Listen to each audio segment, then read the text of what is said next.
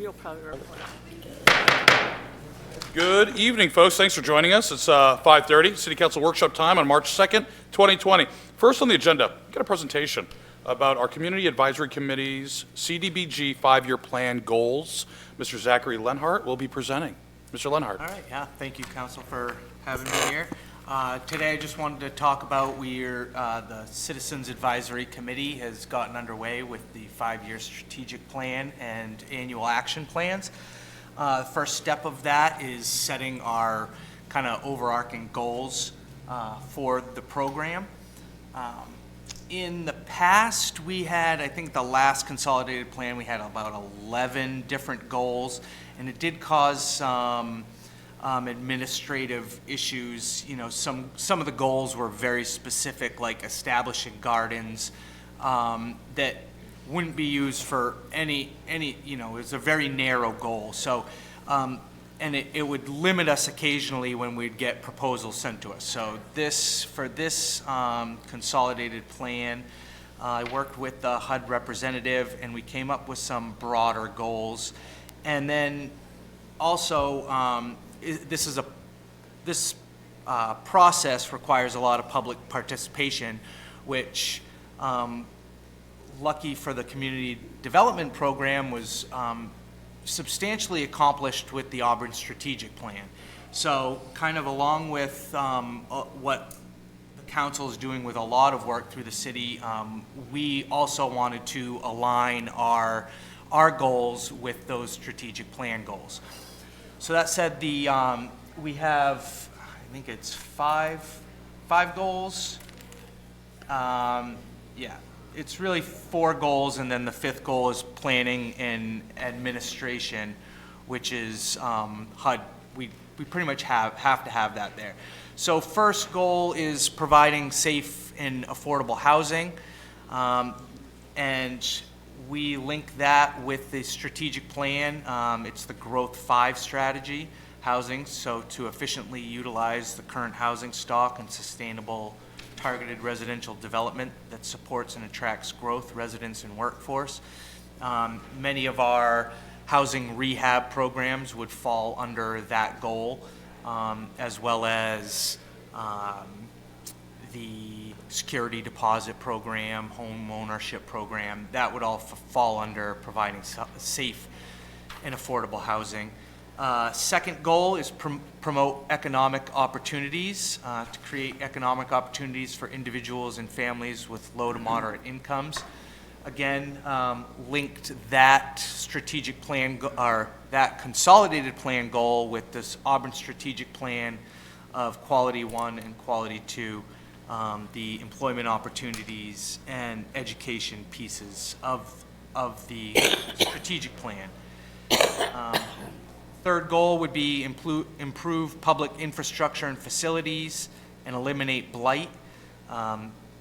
This one would allow us to do public infrastructure projects such as walkability. You know, we can do sidewalks, eliminate blight in neighborhoods, the senior center. In the past consolidated plan, the senior center actually got, the goal was improve quality of life for seniors, but if we were to do something similar today, it would go under the improve the public infrastructure and facilities program. Again, linked to the strategic plan strategies, the Growth 1, Growth 2, Growth 4, Quality 3, and Quality 5.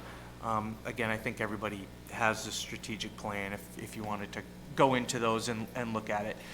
The fourth goal, provide essential services to improve quality of life for individuals and families with low to moderate incomes, including the presumed benefit populations of abused children, battered spouses, elderly persons, severely disabled adults, homeless persons, illiterate adults, and persons living with AIDS and migrant farm workers. Again, linked to the strategic plan, Growth 3, education, the Quality 1, employment opportunities, Quality 2, education, Quality 3, community connections, and Quality 5, entertainment, cultural opportunities, and historic preservation. This goal really covers a lot of the public service grants that we give, like the Work With Me program, the recreation, summer camp scholarships. Those are providing essential services. And the last goal is the planning and administration, which is staff salaries, office supplies, subscriptions, and that kind of thing. But our big goal here in these was to link that to the strategic plan, just so that we're aligning our resources with the rest of the city's resources, so we can really make a good impact throughout the city. Yeah, any questions? There's another section, planning and administration. Yeah, it's the last page. That one's not, I didn't link that one to the strategic plan because it's really, planning and admin is administration stuff. And these It's are some of salaries, admin, The state and federal mandated positions that we have to have in Yeah, order to administer? yeah. Okay, very Yeah. good, thank you. First of all, I will applaud what you've done, and, I'm not going to speak for the council, but maybe I will in this case. We have talked since this council was sworn in about how do we tie everything we do into that strategic plan. And this was, I think, laid out in such a way that you really illustrated that the thought process is there, so thank you. And I think that, and I'll address this to the manager, I think that it's a great roadmap for other department heads and everything to follow as well. So really nicely done, Zach, thank you, I appreciate it. Open this up to the council for questions, starting off to the right. Councilor Gary, nothing? Councilor Lasagna? Oh, I'll let her go first since she started. Councilor Lasagna? Thank you, Mr. Mayor. I agree, Mr. Leonard, about aligning this with the strategic plan. It's a great way to go. My question is, were there any gaps, were there any things that the strategic plan did not address or cover that you wanted to make sure are covered in your consolidated plan? Not particularly. I didn't really come across anything of that. Like you can see in these goals, the safe and affordable housing at the beginning, really only one of the strategic plan goals kind of fit in with that consolidated plan goal, but it fit really nicely. I mean, it's exactly what HUD is looking for a safe and affordable housing goal. So even where it wasn't very comprehensive, it was a really good fit. And I think it shows how the strategic plan really is this active document that's going to inform what we do moving forward. Councilor Gary? Thank you, Mr. Mayor. Yes, thank you for coming up with such a concise plan. The only thing that I'm disappointed in is no mention about food insecurity and how we can work to combat that in our city. So food insecurity likely would fall under provide essential services.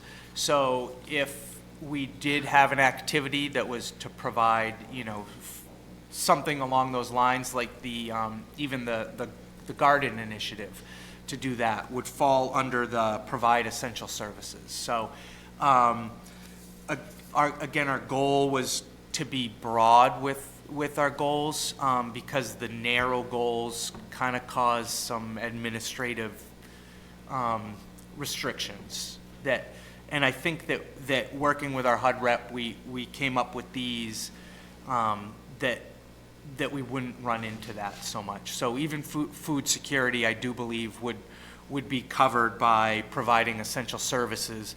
It's just not so spelled out in that top line goal. But if you go into the strategic plan strategies, and then of course if you go to the appendix in the back where it really gets laid out, you'll likely find that something about food security mentioned. And I also will just preface this for the council. Our next meeting on March 14th? 16th, thank you. 16th, we do have a workshop, and quite an intensive one, on looking at what the council's priorities are within the strategic plan, which will influence some of the work you've done. You could find, wake up the next morning, you could find that, section 2.4 is eliminated. Yeah. Just throw it out there, could be. But this is a great benchmark and proving ground, and I'm sure this will actually influence our conversation. So to any other councilor that has regret or wishes something else was on there, it might be a really good time to talk about that within the strategic plan conversation on the 16th to get that direction out. Because I was hoping more was said about it, because the council had given 10,000, which is a separate pot of money than what you're getting from HUD and stuff. But you're managing, from what I understand, the applications for that $10,000 micro grant for food insecurity. I'm hoping that enough people apply that we run out of money and that the project turns, not because I want to shortchange anybody, but that means it's a benefit if we run out of money. And I hope that the results is powerful enough that this council will see fitting to maybe double or more the next allocation in the next budget we're working on. Okay, that's directed towards us. Okay. Very good. Is there any other questions? None? None? Very good. Mr. Lenhart, thank you very much. Really appreciate this.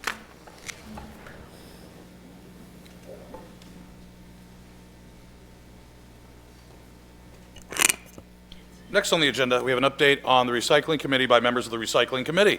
I believe Sharon Benoit, Dennis Connolly Sr., Ralph Harder, Camille Parrish. Is Rebecca Lloyd here as well? No, Silver Lehman and Ralph Harder. And Silver Lehman and Ralph Harder, I'm sorry.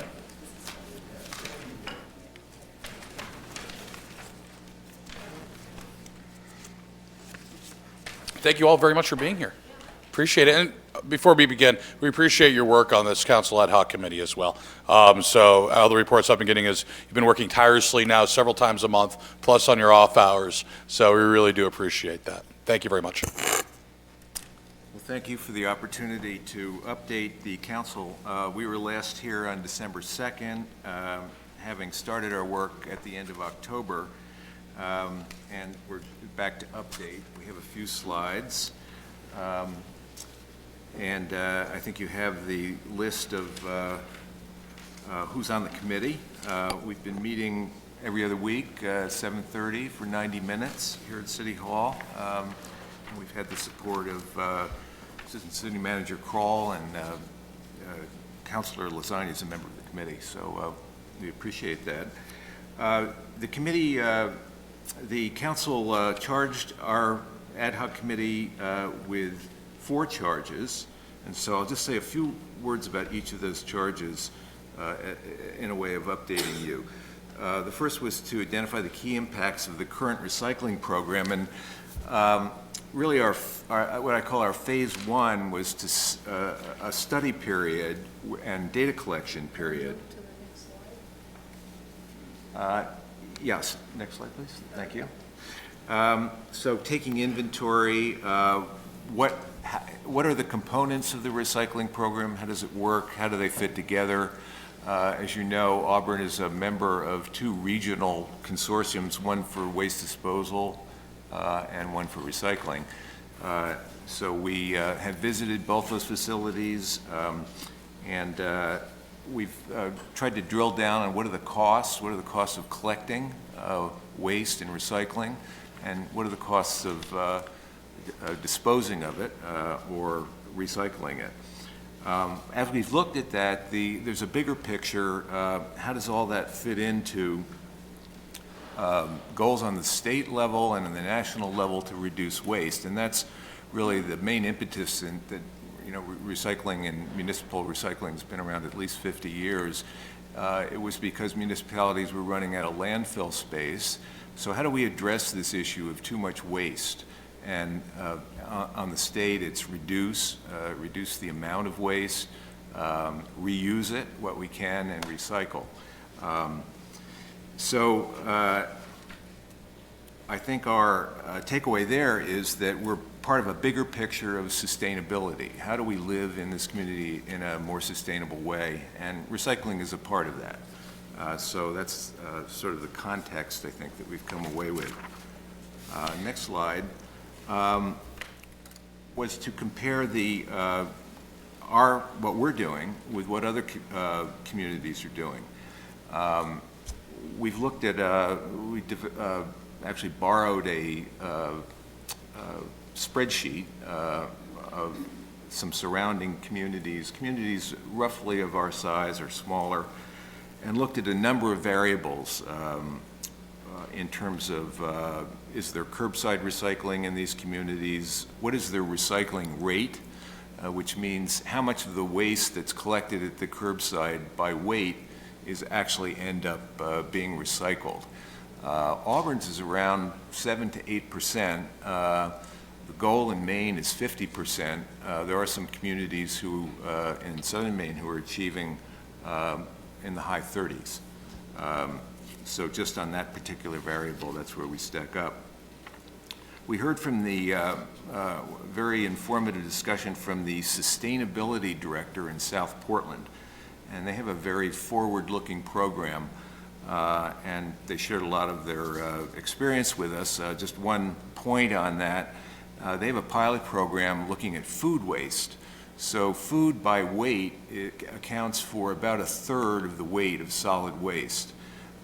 So if you can reduce, you can recycle food, repurpose it, either by composting it or sending it to an auto digester, then that will reduce your overall costs. So they have a small pilot program that they're partnering with their waste contractor, encouraging people to collect their food waste and take it to various drop-off points. So they kind of told us about the nuts and bolts of that program, which was interesting to hear. The next slide, we're, as I mentioned, looking at trying to get data. What does it cost us to collect our waste, our recycling? What does it cost to dispose of it? How much of each ends up in the landfill, which was kind of a surprising piece of information to find out that there's a capacity in our incinerator, and approximately 12%, 10% of waste, of municipal solid waste, exclusive of recycling, ends up being sent to a landfill because the incinerator doesn't have the capacity at the time. Likewise with recycling, if there's contamination in the recycling, loads can be then discarded and end up having to be sent to the landfill. So so we have collected some data. And number 4, next slide, is creating a public awareness program. So I think we're wrapping up the study phase of our work and beginning to look at what are we going to recommend. And one of the charges was to come up with an education program. I think what we found, like a lot of communities, people wonder, what's happening to their recycling? Is it really being recycled? They read about the fact that communities are struggling with the cost of recycling. So we need, first of all, to let people know what actually is happening to recycling, what's being recycled, and then try to answer basic questions about that they may have about how to recycle. Everybody has a smartphone now. You can go on your smartphone and there's a recycling app, and you can say, you take a piece of waste and say, is this something I can recycle? Is it wrapping paper? Is it plastic? Is it? And you'll in the environmental studies program, and they'll be studying 2 aspects of recycling. One is a more kind of broad look at comparing the environmental cost of, say, recycling plastic versus incinerating it or landfilling it. So actually there's quite a bit of data. Federal government has collected lots of data for specific products, specific commodities, looking at the environmental cost of disposing them versus recycling them. That's one project, and the other is looking at what other communities have done to engage the public in recycling. How can we increase our participation rate? How can we engage people and get people to understand the importance of diverting material from the waste stream? Those are all my comments. others on the committee may have other things to add, or we'd be happy to answer any questions. Again, thank you very much for this. So we're looking at a final, complete set of recommendations and findings on April 27th-ish. Correct. Okay, I do believe, I mean, this was mandated during our resolution last council. You had a period of time. Is this within that period of time? Or are we going to need to take any action on extension? So your extension went to May 1st. I think that the committee has outlined by Ralph that those first three charges, I think you're going to have in that presentation on April 27th.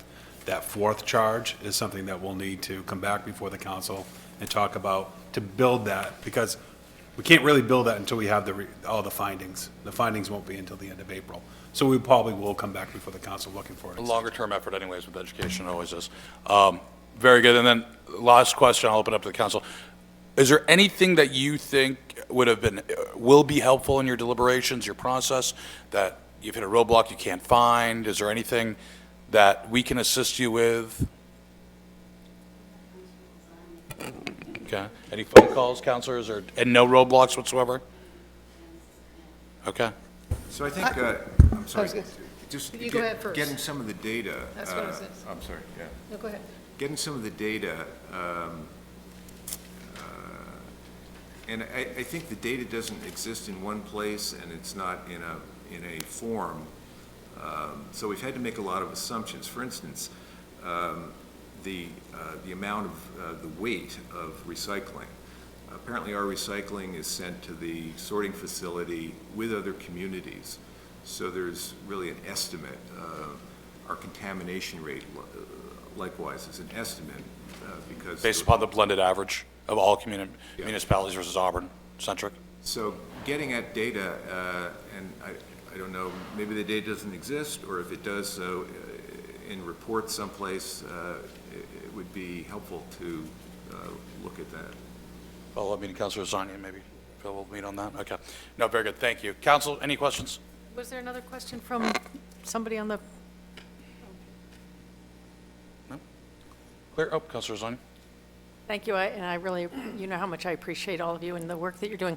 I think just two sort of framing things that I want to have out there is one of the things that we've discovered is we don't talk about recycling really anymore in this group. We talk about sustainability, and that it's got to be a part of a larger conversation. And what we found in talking to the sustainability coordinator in South Portland was, the second thing I wanted to mention is that you need to find out what your gaps are in capacity before you make a recommendation for an educational program. We could say we want to create a video that everybody can view. Well, the city doesn't have the capacity necessarily. So I think that's one of the things in terms of creating an educational program that we really realize we need to look at, and the Bates students will be helping us with that.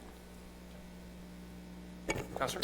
It's not a question, but a statement, and thank you to all of you for all the hard work that you've put into this. One question that I have, or a statement that I have for the full council, is that, you know, as international markets continue to shift, we'll have to continuously look at how that impacts what we're putting into this program and how we can make it better and more effective. So we should be thinking about a longer-term vision for how do we continuously look at our recycling, how do we continuously look at our sustainability. So putting that out there for future conversation.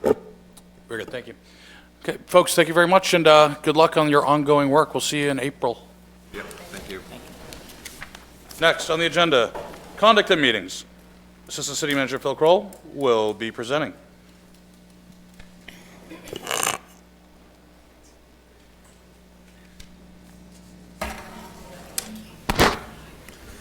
Thank you, Mayor and Council.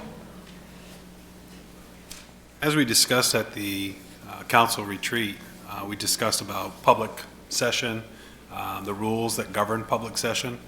The last time that was adopted by the council was probably around 2011, when they set some rules for public meetings.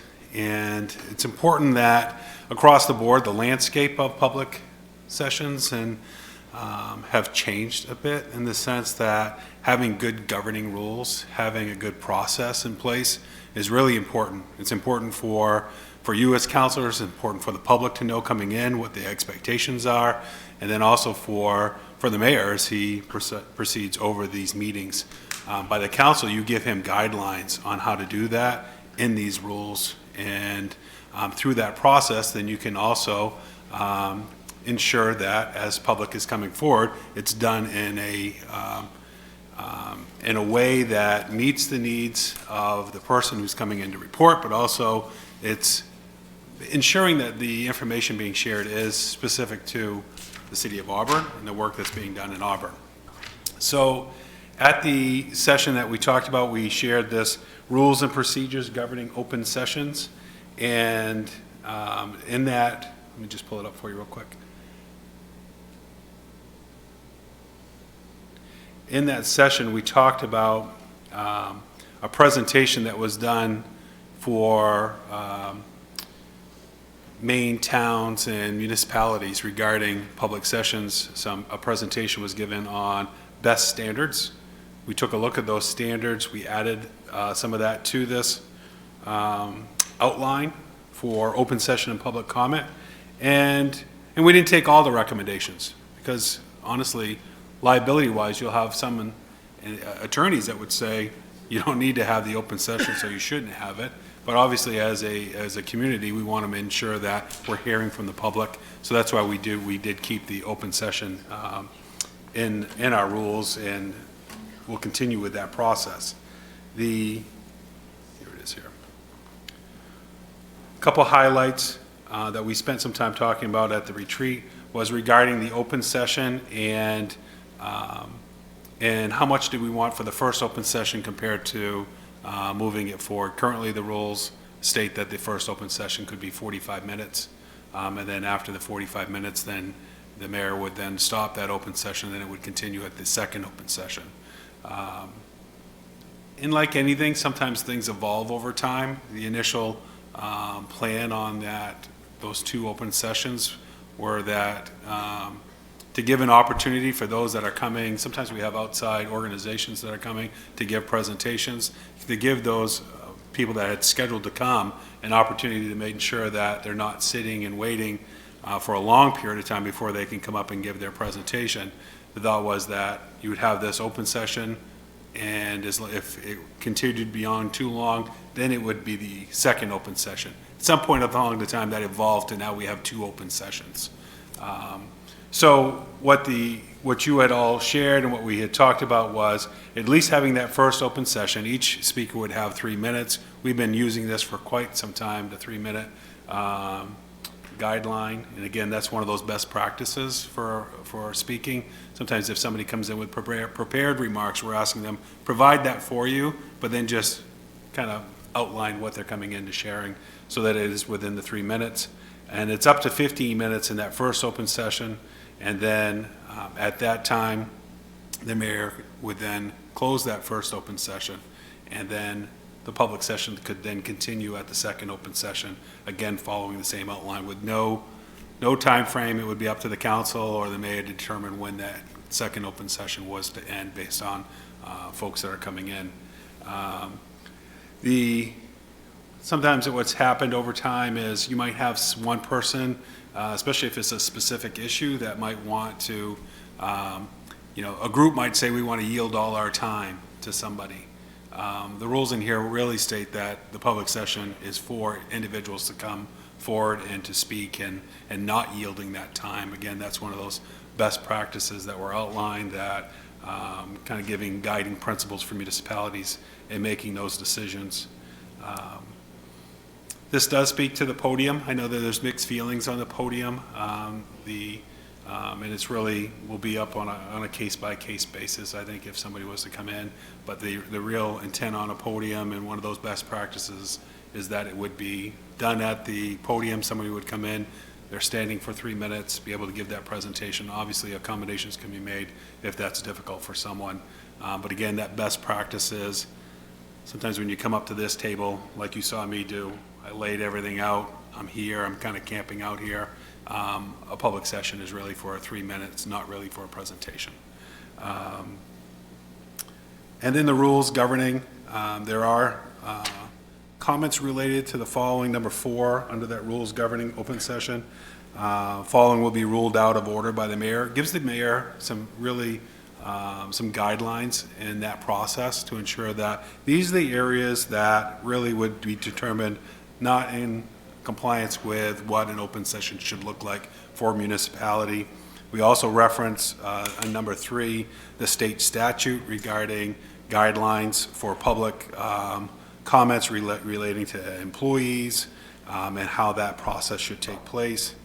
And then the failure to follow guidelines. I think that's just, again, rules that just outlines what happens when somebody just says, I don't want to follow your rules and guidelines, and what's that process look like? So that way there, individuals, council, those coming in after you, when that happens, people aren't just looking at each other and saying, what should we do at this point? You have guidelines, you have rules, we'll follow those, and those steps will take place. And I think what's important on all this is at the end of the day, the council, you rule in this area where if you notice the last sentence there is if something's not happening, then that's up to you as a council to take that action, to either direct the mayor or to bring a point of order to the mayor to then take action. So that's really up for the council to be able to do that. So this would come back before you as an order to replace the rules that currently govern open sessions that, like I said, were put in place around 2011. I'd like to open this up to the council for questions. Please limit your remarks to 3 minutes and state your name and address for the record. Start on this side. Could Counselor? you please clarify how long the first general open session is currently, as we have it in policy? Currently, as it stands, is 45 minutes. For the first, and then the second is unlimited. It's unlimited. And Well, how- and so the question is really whether or not that second open session exists if you do not exceed the 45 minutes. If you were to go back and look at the tapes from that meeting, it was really, that second open session was going to be, if you exceeded those 45 minutes in the first session, then the second session would be available. Currently, we have people that use 2 open sessions to present their items, and if that's what the council desires, then you could continue with that. And I think we had this conversation in our retreat as well, but most commonly, what's the number of individuals that we have during that first open session who come up to speak? Yeah, it's usually less than 5, so, and this would allow for 5 to take place. I'd say it's probably 2 to 3 on average. On average, yeah. Average. So Yeah. far this year, Yeah. I don't think we've had 2 or 3. And like anything, if you had, there was a certain major topic that's going on in the community, and you have a lot of people here that want to be able to speak during that open session, then as a council, you would make that decision to say, well, we have 15 minutes, but we can look at the agenda and say, okay, the rest of the presentations are all by staff or whatever. You could then go ahead and say, we're going to go ahead and suspend that and allow that open session to continue, so you can continue with those who came out to speak. One more question. So in our conversation during the retreat, we talked about how the intent of the early session, or one of the benefits of having that first open session, is that it allows people who are not able to stay for the full length of the meeting to participate and then leave. My concern with that is we have no process for having participants rank themselves in order of who needs to leave. So if we have more people, I know that the council can say we would like to extend that first open session, but we don't have a process for allowing those people to come up first and ensure that they get that opportunity. So I see that as a flaw. Waiting, sometimes a very long time. There is some courtesy that also has to be extended to them as Auburn business owners or Auburn residents as well. So we get, and I have felt the brunt of this from the business community and just individuals that are looking for disposition of property or what have you, that they'd like to get home too at a decent hour, or at least plan. So that's the concept here. So there is a give and take. Both parties have to be given an appropriate amount of respect and due diligence. Counselor? So I had previously understood that we were going to limit the time down to 15, which would give us 5 3-minute-ish people talking, which is fairly under what we typically have. But that we were still going to have the second open session on the agenda, and it would be, we'll stay all night if we need to for everybody else who's going to be here. And the way it's worded in here is that it would only go to a second session if we met that 15 minutes, and then we suspended until the second session. So that's the only change that I see here, that I would like the second session back, like on the agenda every time, even if we don't need it, just to have it on there. Let me just, so those those amendments or changes in this, and the orders, when it comes up to council, you can make amendments, motions to amend the language and get the appropriate votes in order to change. What we try to avoid doing is having one individual council giving a recommendation to change rules or an ordinance or what have you when there has been no consensus gained on that. And we can't gain consensus during a workshop. So, great point, not disputing it at all. I just, for protocol, when that motion, that order comes in front of this council, that's where we make our motions to amend. Okay? Councilor Thank you. Thank you, Mr. Mayor.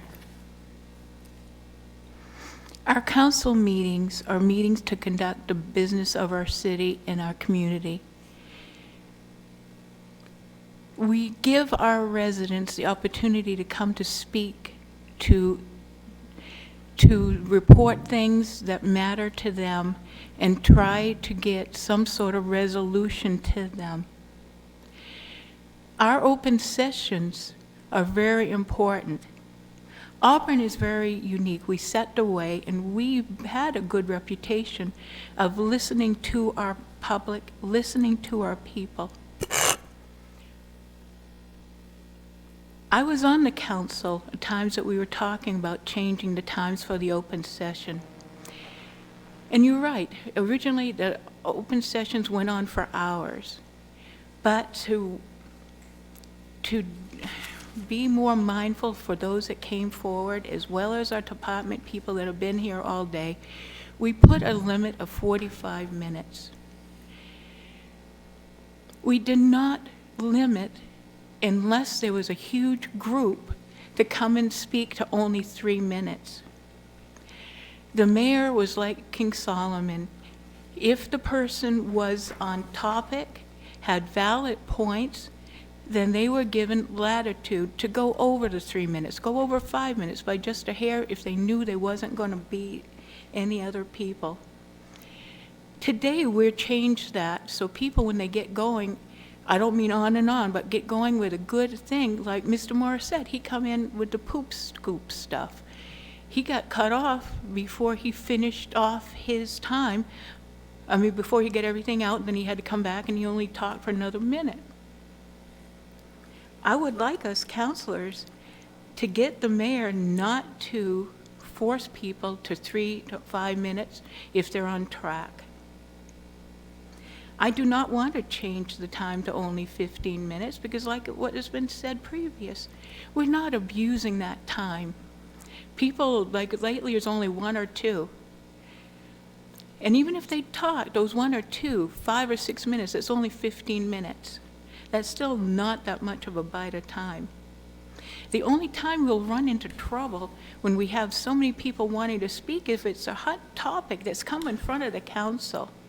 And if that's the case, then the ones that schedule the agenda, if there's enough business applications or any other big business that are waiting in the audience to talk, then maybe we should be more mindful how we schedule things so that when we know there's going to be a hot topic coming up, then we won't put the business people or the staff through the ringer to sit there for it. Excuse me? I mean, this is a workshop, but what Right. it's up to, are you suggesting that we change the order of the agenda or not do that other city I want business? to leave, well, you guys know when the mayor and the manager knows what needs to be put on the schedule. If there's something hot, then you don't need to put some of the other things on their agenda. We'll have like let's say a special entertainment permit or a liquor license renewal. Those are Yeah. timely. Yes. But what I'm saying is you don't mess up them, but you be more sensitive of the ones that are confrontational, like the school budget, city budget, or some big road project. Then you put that on a meeting night or even call a special meeting night so that those are waiting in the audience, then they're not put there sitting there. I understand where you're coming from, but we also got to be there for the people and listen to what's going on. We're elected to listen to the public, even if it's hurtful. I mean, not so much throwing zingers at us, but if somebody tells us that we're not doing our job, then we have to sit here and listen. And as long as they're respectful, they should be allowed to continue and not be cut off. I do not like how some things have happened when we've had people being respectful and they've cut off, or the fact that if we stick to the 3-minute or 5-minute time limit, that even if they're courteous and respectful, and you try to get them to stop talking, and they don't, then you're going to rule them out of order, and then you're going to force somebody to come, like the police chief, to take them away. That's not right. Sometimes it is. When they're threatening physical harm towards individuals, staff, and elected officials. one, Yeah, yes. and that's the only time that's happened as I've been mayor, No, so there's it's been- happened. There's been two I- incidents. I mean, I can understand where you're coming from, Counselor, and I'm just, again, workshop here.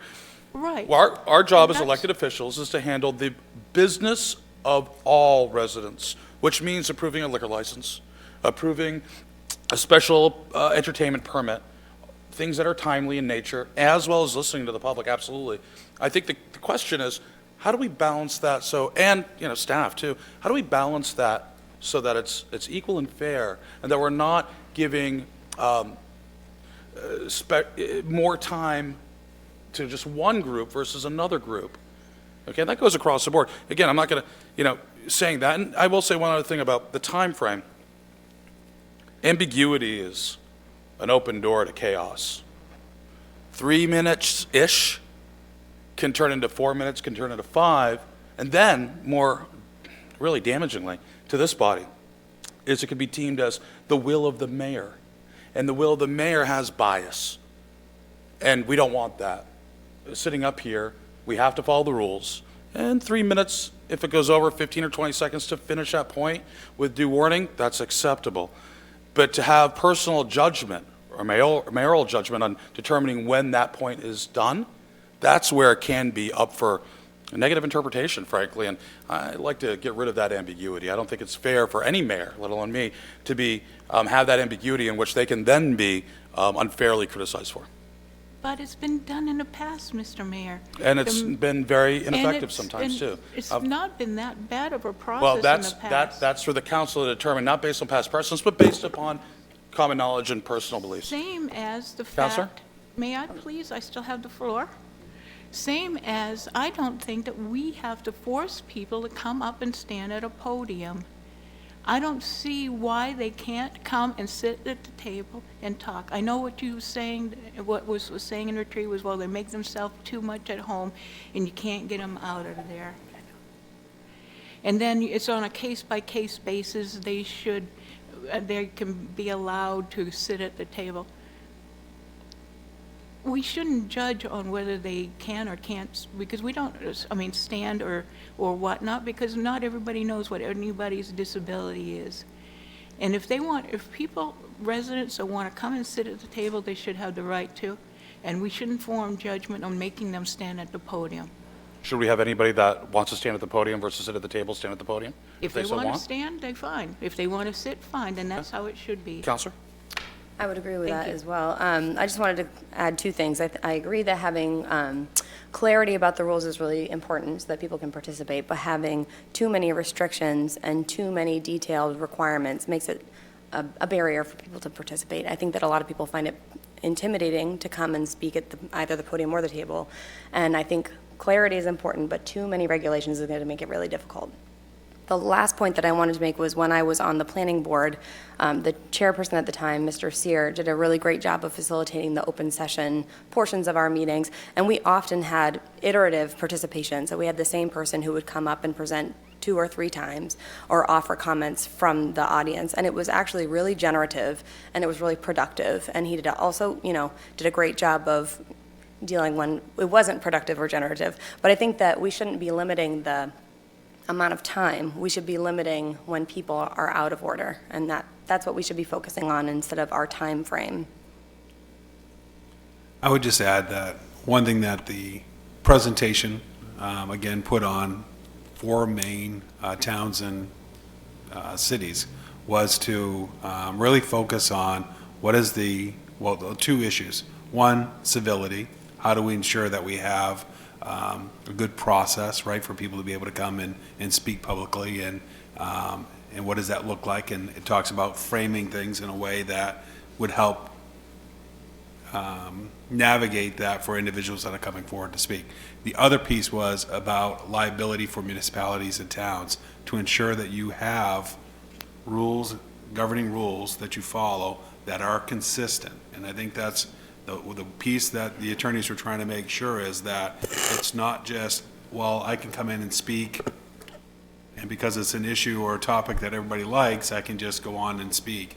But if it's a topic or an issue you don't like, now you're now limiting my speech and my ability to come in and share that. And so, for me, just giving you this information back that these attorneys were brought in to present this about cases that they are seeing with municipalities and towns and saying, these are issues that are hot issues currently, and you should really frame up some guidelines. As long as we're consistent with those guidelines, I think we're fine. It'll be your job to try to say, okay, these are going to be the guidelines, and now we're going to be consistent with it. Counselor? I think that we do need consistency. I think it's important, and I appreciate the mayor saying he's the person who's got to stop somebody or call them out. So if somebody goes 3 minutes and somebody is allowed to go 5 minutes, he's got to make the call, and that's not a fair situation. I do think that we can, one, we're here to hear what people want to say. To me, that's the most important job. To me, one of the most important parts of every council meeting is listening to people come up and talk. I think that we can create a better tone around this to begin with. You know, I look at how we describe an open session where we say members of the public are invited to speak to the council about any issue directly related to city business, which is not on this agenda. I think that's very confusing. In Lewiston, they say, any member of the public may make comments regarding issues pertaining to Lewiston city government. And they have 3 minutes and 15 minutes. They do make that. And I would ask that if we can just use language in a different way to make it friendlier, that we're open and we want people to speak and we want to hear from them. This not on this agenda is very confusing. And the mayor and I have had a conversation about him framing it initially so that people understand, as opposed to preventing people from and making them feel like they don't know what they're doing and they're not going to come up here and speak.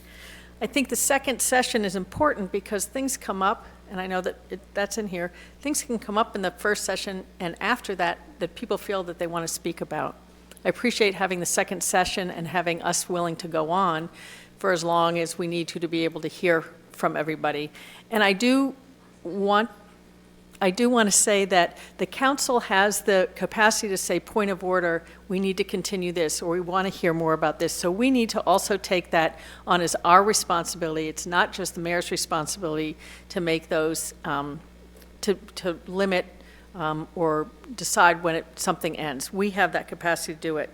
We also need to really think, you know, what's the point of this? It's efficiency, which is really important, and I understand us needing to protect ourselves and move along and also respect that people are here and need to have their business taken from.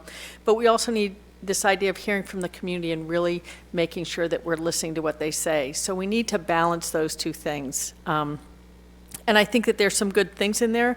I want to make sure that what Councilor McLeod said is addressed and that it doesn't get missed.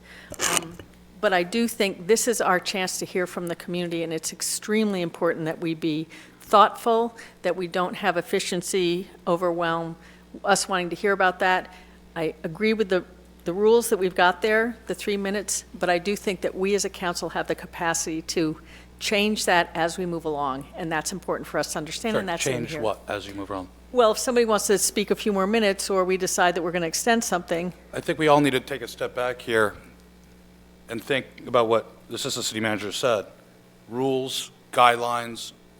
Once you start having flexibility within rules, the rules don't count anymore. And then you open yourself up for a legal action. And that's, am I paraphrasing correctly? Yes. And that's what we have to look at here, is opening ourselves up for liability. It's not about censoring. It's not about that. And yes, our job is to conduct the business of the city, and community input is critical to that on agenda items as well as open session, okay? Further description, I think, absolutely correct. And I've been trying to do that along, and I think I just need to rewrite it a little bit better and maybe some staff help in order to really to detail that, to define that a little bit better. But rules are rules, and once it starts, and I've seen this happen in other deliberative bodies in the state and in this city, that open session turns into a extension of a debate of a topic that may not be on tonight's agenda. Does that make sense? Okay, and that turns into an absolute chaotic mess, and I could point to a couple of examples where there was no good ending, if you would. And we also can't forget that during each vote on a topic, there is time for public input, which is not capped at all for time. Okay, it's there. So when that comes up for deliberation of this body, we still hear from the public as well. So there's multiple times where public can be heard, but rules need to be put in place. I'm not going to advocate for any which rule, except that we should never deviate from the rules. So I appreciate that, and I think, again, being more explicit so that we're welcoming people in by saying, there will be a chance to discuss this further at this point. You know, and I think that would be helpful. I appreciate the 3 minutes because it should not be your responsibility to decide who should speak and who shouldn't speak. I think that's extremely important, and I respect that. But I think there are other ways to make people feel more welcome and more welcomed in terms of standing up before us and speaking. And I do agree about having the table and having more of a choice between the two. I understand what you're saying and where it came from. I think that's important, but I also think in some ways we're more on the same level when somebody gets to sit and speak to us and we're sitting and listening to them, and that can create a different barrier, not just making people stand. Very good, then. If there's nothing else on this one, this will be a topic. Well, debate can't continue. Mr. Manager, please. I just want to thank the Assistant City Manager for the presentation. This was a discussion that we had at the retreat. This has been a very good discussion, conversation about how you want to conduct yourselves. I look forward to seeing the next discussion that we have on this and taking some notes on what everyone said, and we'll come back to you with maybe another workshop or maybe an order, depending on the feedback that we get. Thank you. Thank you. Okay, we're going to be moving on. And next, City Charter conversation with Assistant City Manager Kroll and Sue Clements-Delaire. Presenting, please, at this one. Thank you, Mayor and Council. During the last City Council group, back in December, Sue and I both presented about the charter review as we are coming up on our 15 years of having the charter. And one of the requirements is that based on our own charter, is that it will be reviewed. The charter and ordinances would be reviewed by the council. We'll provide that opportunity for that review and its entirety once every 15 years. Sue's done research on what that process should look like and what we really need to hear from the council. And this workshop is for us to collect your information and then come back to you at a future workshop with an outline, a timeline of based on what you would like to for this charter review to look like, and then Sue and I can then start framing that out so we can provide you a timeline on what that process, what would it look like, and whether or not it would be a full charter commission. There is documents that were provided to you as far as state statute and also a legal opinion that was provided regarding substantial changes.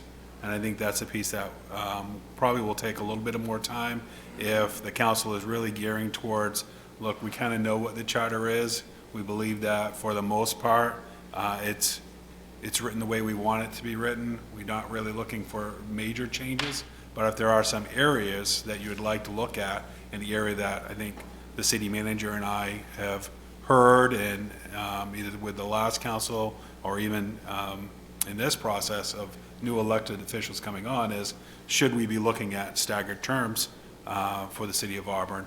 And if we would, one thing that we would need to do, and with Sue's assistance, we would identify whether or not is that a substantial change or not. And if that's a substantial change, then we would come back to you and say, this is what we've discovered. Based off from that, if that's something that you're looking to do, you would need to either make that change by the way the ordinance allows for it, the charter allows for it, or you would need to create a charter commission for that charter commission to go through that process and then provide it under the state statute on that. Sue, do you want to add anything to that? Just one thing that we talked about when we presented the first time, if you decide to establish a charter commission, it basically opens up the entire charter, and we could potentially end up with a whole new form of government, as opposed to having a charter study committee, which they would meet, recommend amendments, and council would be more involved in that process, because the council would vote on those amendments, and then the amendments would go to the voters for those changes. Benevolent kingdom? Potential? Just throwing that out there. Thank you very much for that. So were we pretty clear on, I mean, we discussed this, not on the retreat, last council discussed this and voted not to take action, to put it on the plate of this council. Charter Commission, which we have recent history of a charter commission through the Joint City Charter Commission that happened several years ago as well. It's pretty intense work, of course. What's the budget on this? What's the potential cost? Do we have any framework to go back? No? How much did it cost?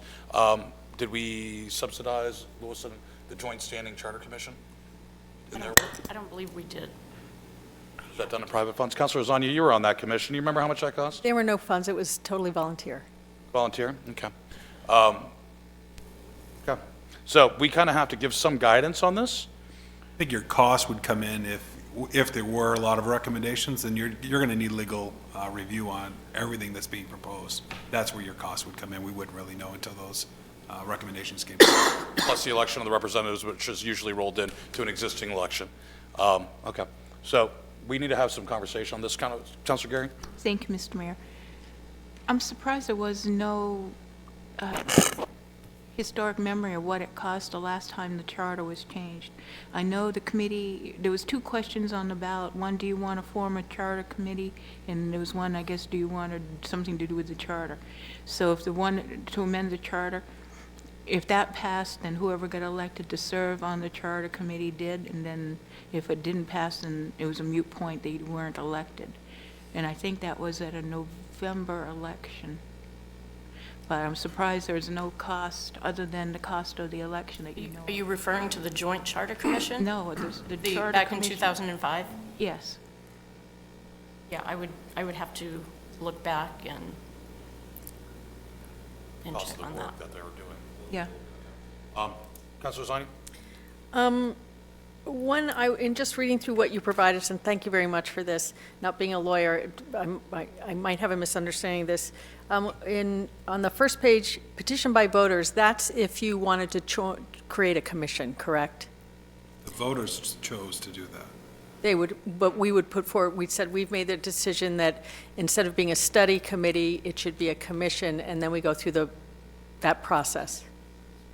Yeah, they are. Those are two separate processes. Okay. If the council decided they wanted to go with the charter study committee and, you know, the residents decided that they would prefer a charter commission, then they would probably be able to start that petition process. So they'd have to petition to put it up for a vote to have a commission, but we could make the decision, this body could say, with your information, we think it's best to have a study committee.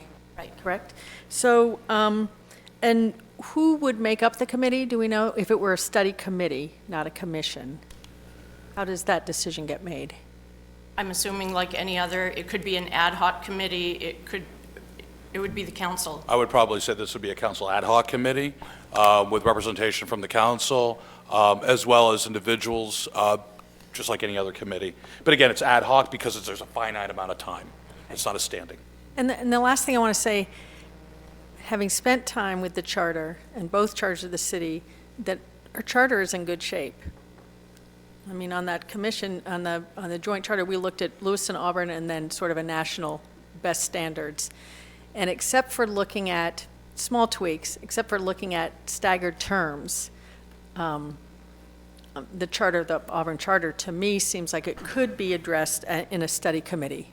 Again, you all, I don't know how the decision would be made if we decided to do staggered terms, but it sounds like that would be a discussion that you all would have maybe with a lawyer and decide, did we need to sort of have a commission to do that. Anyway, that's, So I'm going to take that as a note. As a follow-up, if there's certain things that come up, i.e. that, is that qualify as an amendment or a significant revision? Is there any other comments or questions about this? Councilor Walker? Well, I just feel that if we're thinking about the different times for councils to be elected, 3-year, 2-year, 1 year, whatever it may be, we should know that up front pretty early, I think. Especially, I've been around now for over 8 years, and we've had some pretty big turnovers, so I don't know what the advantage of staggered times would really be, because we've had, just this one alone, 4 new people. So It 5 staggers new the turnover a little bit. Legacy knowledge is lost significantly. And that's kind of the thing. That and just for, with staggered terms are proposed in other bodies, I wish the state legislature would take this up. What happens is it turns the last period of time, depending, 6 months, 4 months, a year, of the term into kind of a lame duck term and more political infighting versus actual substance work being conducted. So that would prevent that, because at any time during a staggered term, 2/3 of the, candidates, or half, would still be within term. They'd still be working, if that helps. But again, I think if we're all in a kind of agreement that we want to look at just a study group or prepare that, and I'd ask staff to take it a step further, and assuming that we're just going to do a study group and draft up some best practices with regards to size of that group, makeup, composition, that would be, I think, helpful to kickstart the conversation. Agreed? At least give us a starting off point. And the piece that I wouldn't want to miss out on this is that committee, if we had a study group, the responsibility is also ordinances. So it's not just the charter. Sometimes we'll focus on the charter, but our charter states those ordinances will be reviewed as well. Is that a possibility to have separate committees, study groups, if you would, to look at different things, i.e. ordinances versus makeup of the electorate, elected positions, roles, and responsibilities? Because I could definitely see there's a significant, what's the word I'm looking for here, help me out. There's significant, obviously, Lane, I mean, you're understanding economic development and ordinances and rules and fees versus what elections mean, roles and responsibilities of leaders, elected leaders. I might be overthinking it, but, when you said that, Phil, though, I mean, it does make sense. I mean, my initial reaction listening to this would be to talk to Michael Malloy and get Michael's input. just one last thing, Mr. Mayor, I just want to mention, if you do staggered terms, then you have to realize that there are going to be more elections that have to be managed. Well, hopefully you do them on the course of an already existing election, like there is a statewide election on that November. So you want to make sure that it's on that process. We're managing them anyways. You seem like you got a lot of them. Any other questions? I think we got one tomorrow, too. Put a little buzz on that one. Tuesday, election. Okay, thank you very much for that. Wait, I'm sorry, do you have any further questions? Are we clear on guidance from the council? We're all set. Okay, great. Next, we have a conversation on the comprehensive plan, which ties in nicely to the past conversation. Michael Chamings and Eric Cousins will be presenting. The year of housekeeping.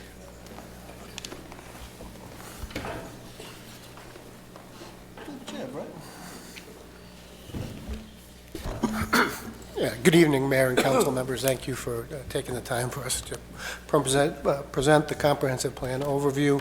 What we'd like to do is do a brief overview to answer why we have a comprehensive plan, what it allows us to do, and what we could not do without one, how it interacts with the strategic plan, and the status of our current plan. Brett's provided some slides for you. We'll go through them, and at the end, if you have some questions, or in the middle, feel free to ask. We shouldn't be more than 5 minutes. Eric? So the goal of this really isn't to dig into Auburn's specific plan, but really to provide the background that Michael explained generally about comprehensive plans. Comp plans are the legal underpinning of zoning. Our zoning is required to be based on a long-range comprehensive plan in order to be legal. Zoning ordinance help direct growth and protect neighborhoods. Auburn was the first one in the state to have a comprehensive plan. We've had one for over 100 years now, since 1918. Maine enacted the requirement for comprehensive planning as the basis for zoning in 1943. The quote, "A zoning ordinance shall be drafted as an integral part of a comprehensive plan for municipal development and promotion of health, safety, general welfare of the residents of the municipality."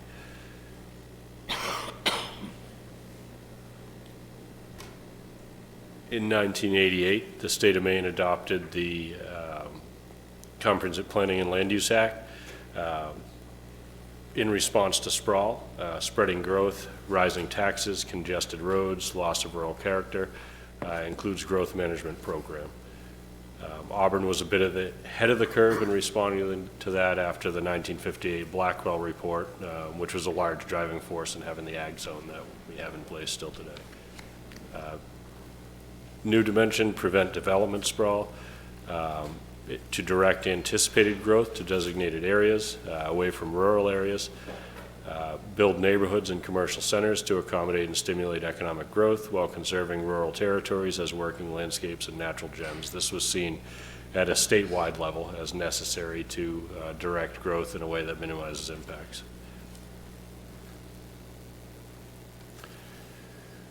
A state-compliant comprehensive plan, and by compliant, it's found to be consistent at the state level with the state's Informed Growth Act, allows for legitimate zoning and protects the legal status of those local regulations, allows for impact fees, allows for rate of growth ordinances, state compliance with local zoning standards.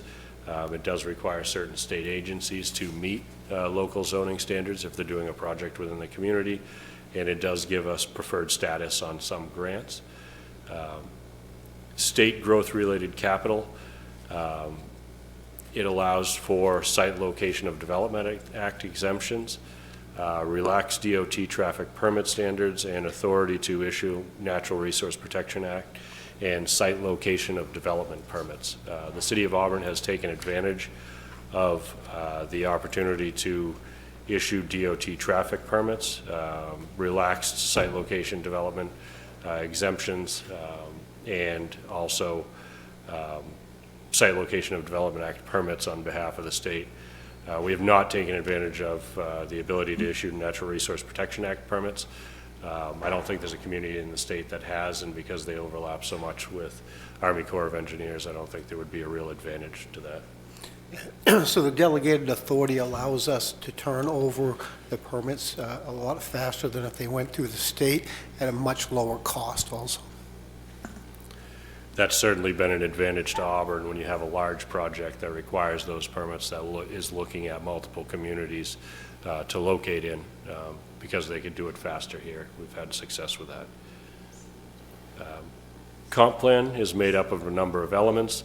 A lot of them are more inventory, documenting what you have, where you're starting from, what your needs are, topography, habitats, natural resources, historical, archaeological information, agriculture and forestry, marine resources, the economy, population demographics, land use patterns, the basis for our future land use plan, housing, transportation, recreation, open space, public facilities. You'll see a lot of these touch on some of the goals that the strategic plan also covers.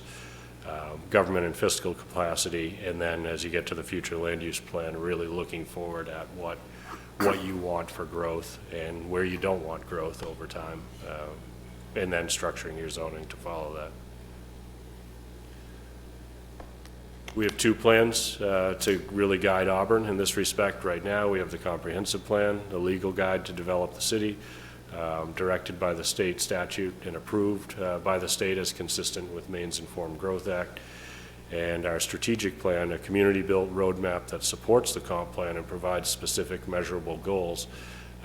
We're really hoping that helps you prioritize where you invest in things that are consistent with the comp plan, or we could make amendments to the comp plan if there were areas that needed to be adjusted. And one thing that came to light doing some of the research, this is really a legal document, and kind of to tie into some discussion we had earlier today, we really want to assure the power of zoning is not used arbitrarily, unfairly, or without attention to specific needs. It's a legal document, again, to take some of that ambiguity out.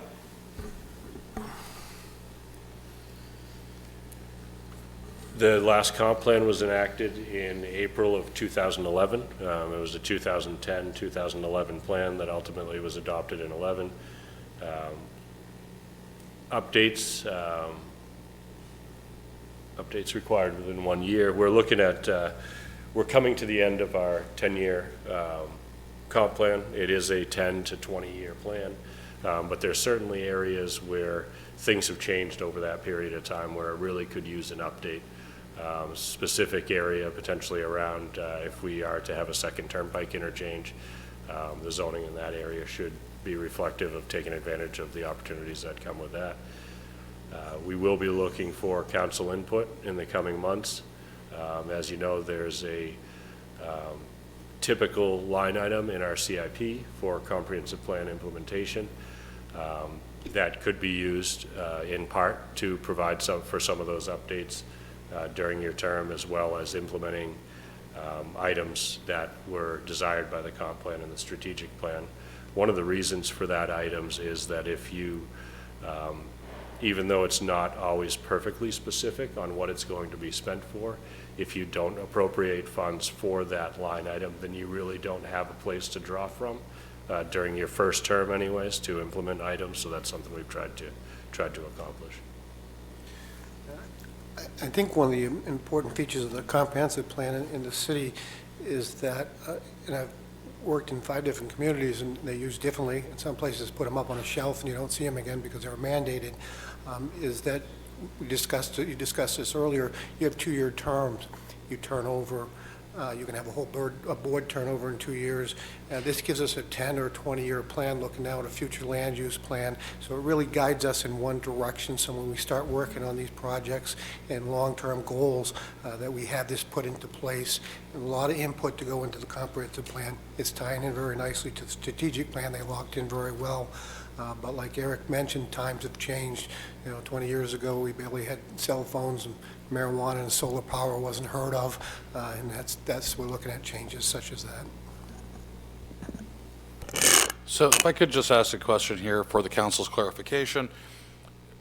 Consensus tonight really isn't needed. This is more of an update on where you're moving towards, whether it be a full comprehensive plan redo, if you would, or just a review and clarification. I will add one thing.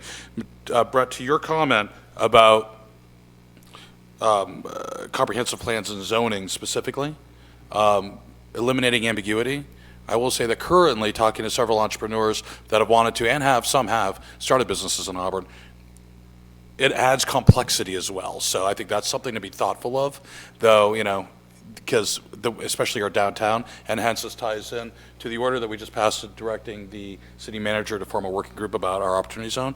If you look at the inset, or if you can't really see it from here, there's approximately 5 different zones within our opportunity zone in a muddled sense, muddled kind of form, if you would. So complexity, I think, is something to be talked about. But am I correct on that? You're just as a periodic update, and you're going to be working on it throughout the year? We're going to be looking for input and direction from the board on how far in depth they want us to go to the update of this comprehensive plan, with input from us on what we think is necessary for that before we hit the 20-year mark when it fully has to be reproduced. When are you looking for that guidance? Tonight? No, no. Okay. But we felt it was important to come in from the council that has 4 new members, so they know the importance of this document and why we follow this and how much depends on that legally. Mr. Manager? Gentlemen, we've all talked about the comprehensive plan. I think it's fair to say, Michael and Brad and Eric, that you collectively believe, and I agree with you, so does Phil, that we don't need a full-blown update on the comprehensive plan. Is that correct? That's correct, and we periodically update the comprehensive plan and make amendments to it. They have to be in alignment with our zoning. Very good. Councilors? Do you feel that at this point, the comprehensive plan aligns with the strategic plan for the development of the downtown? And the zoning has an incentive to grow businesses and especially the downtown area where we've talked about improvement in walkability, improvement in enterprise and that sort of thing? And the comprehensive plan is what other things have to be in compliance to. At that point in time, if it needs to be changed, it does. We will be looking at the department as a whole, making recommendations on some minor changes in some of the zoning and expanding some of it out. What we didn't want to do is piecemeal it so it looks like it's per project and come in and do a common sense approach to show some of the areas where we think, like form-based code, for instance, if we want to expand one section out, where should it be expanded out? New Auburn's a great area that was brought Right, up. with the It's very enterprise zone, choppy out there. How do we straighten that out? Right, so you're in the process of determining changes necessary to maximize the benefit of the enterprise zone, as an example? As part of this process, or are you looking for us to give you that direction? Well, I think we're going to come forward with recommendations on where we think we're having issues and where it makes sense to straighten those lines out. Okay. And there are certainly elements of the comprehensive plan that haven't been implemented that I think do align well with the strategic plan. One example would be the comp plan recommends that we look at our zoning in our more urban neighborhoods, and we have a lot of large old buildings that really have room for additional residential units. It would be a cost-effective way to add residential units, but the current zoning doesn't allow the density. That would be one example where the comp plan recommends that we allow a building, a large old building that already fits the character, to exceed the number of units that the zoning allows if they can provide parking, for example, something like that. I know, speaking for me, I know I would like to hear what those recommendations are. And if there are things that you feel are impacting or impeding our ability to do things like what you're talking about, that the strategic plan's asked for, to let us know what those are so that we can act if necessary. We were fortunate as a department because, as you probably noticed, looking at the strategic plan, 75% of it comes down upon us in one form or the other. A lot of it going through the process aligned up with the comprehensive plan and a lot of the goals we had. Anyways, the walkability, the handicap accessibility, water access, the downtown, the Great Falls Plaza, those are all that were in alignment already. It's just re-recognized in some areas and prioritized for us. Any other questions? Well, Kitty Boss? Councilor Boss? In the last in the last year, there were a number of projects that came before the planning board where existing zoning did not match the current comprehensive plan. How extensive is that across our zones? And my understanding is that it takes funding in order to implement and change that zoning and staff time. What would it take to get our zoning up to date with our current comprehensive plan, and how much will we need to budget to ensure that a new comprehensive plan is enacted quickly thereafter? I'll let Eric answer some of this because he's come across some of the issues, and I am also with the development that's coming in. But, part of the comprehensive plan, when we budget for that, we try to break that down. Some of it goes in so we can implement. It's also for acquisition of properties that line up with that, but we certainly can utilize some of those funds. There is a cost, and there's a time cost into these when we do them. You're on the planning board, you probably saw several projects that we've changed some of the zoning for. Troy Street probably being one of them. The last one, I believe, I can't remember. But there are several areas we hit that. And then when we look at it is to make sure we're not making recommendations to change the zoning for a project, that it makes sense that that project goes there and the zoning needs to expand to make sense overall.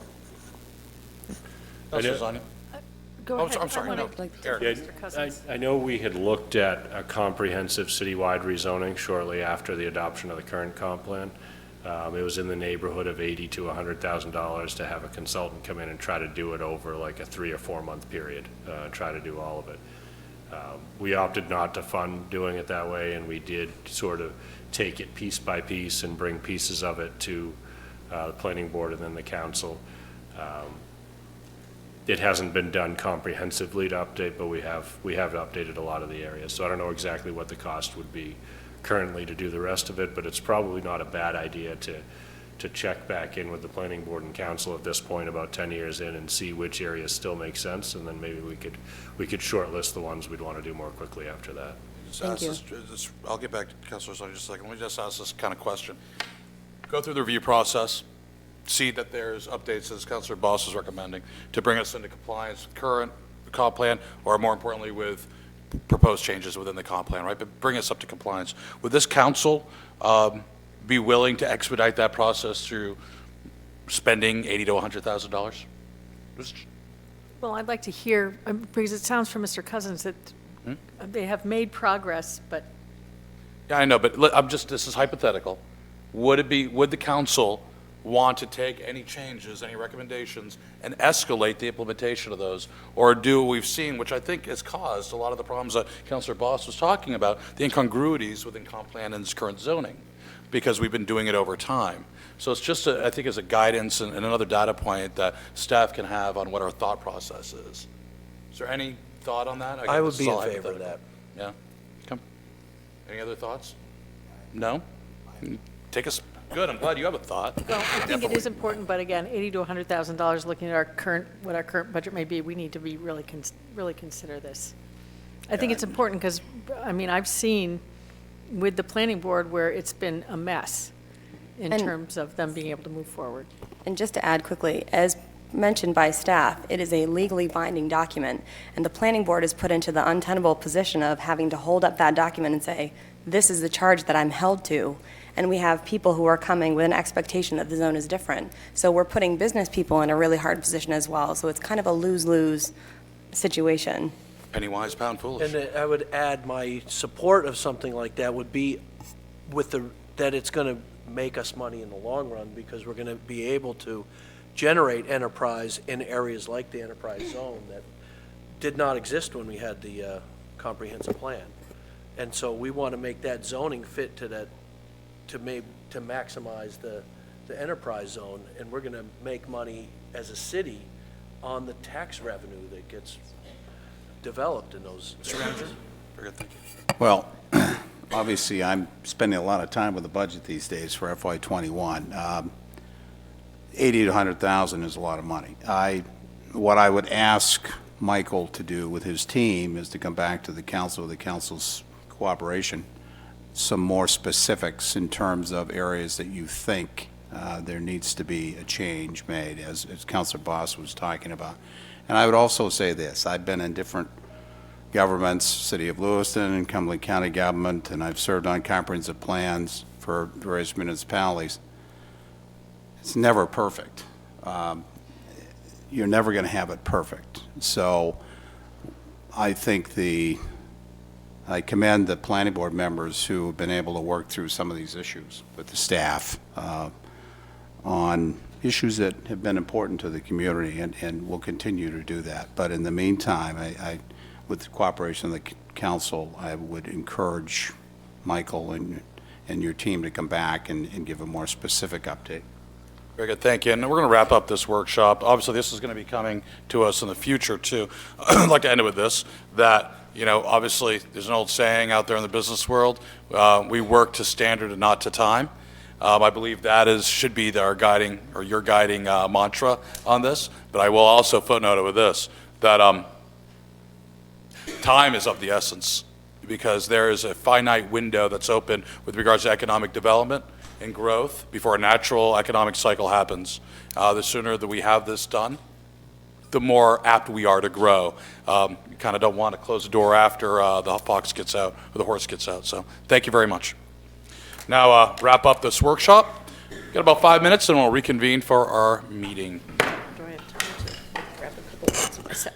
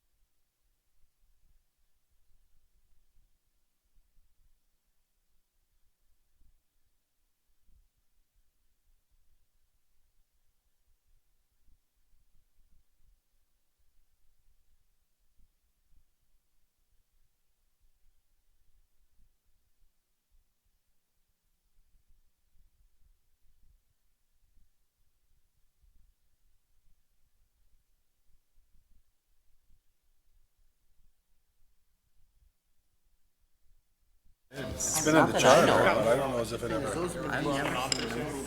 Yeah, I know. Where were they all? Right. Going to Walmart. That's great, the Walmart Express. I'd like to call to order this meeting of March 2nd, 2020. Please stand and join me in the Pledge of Allegiance. To the flag of the United States of America and to the republic for which it stands, one nation, under God, indivisible, with liberty and justice for all.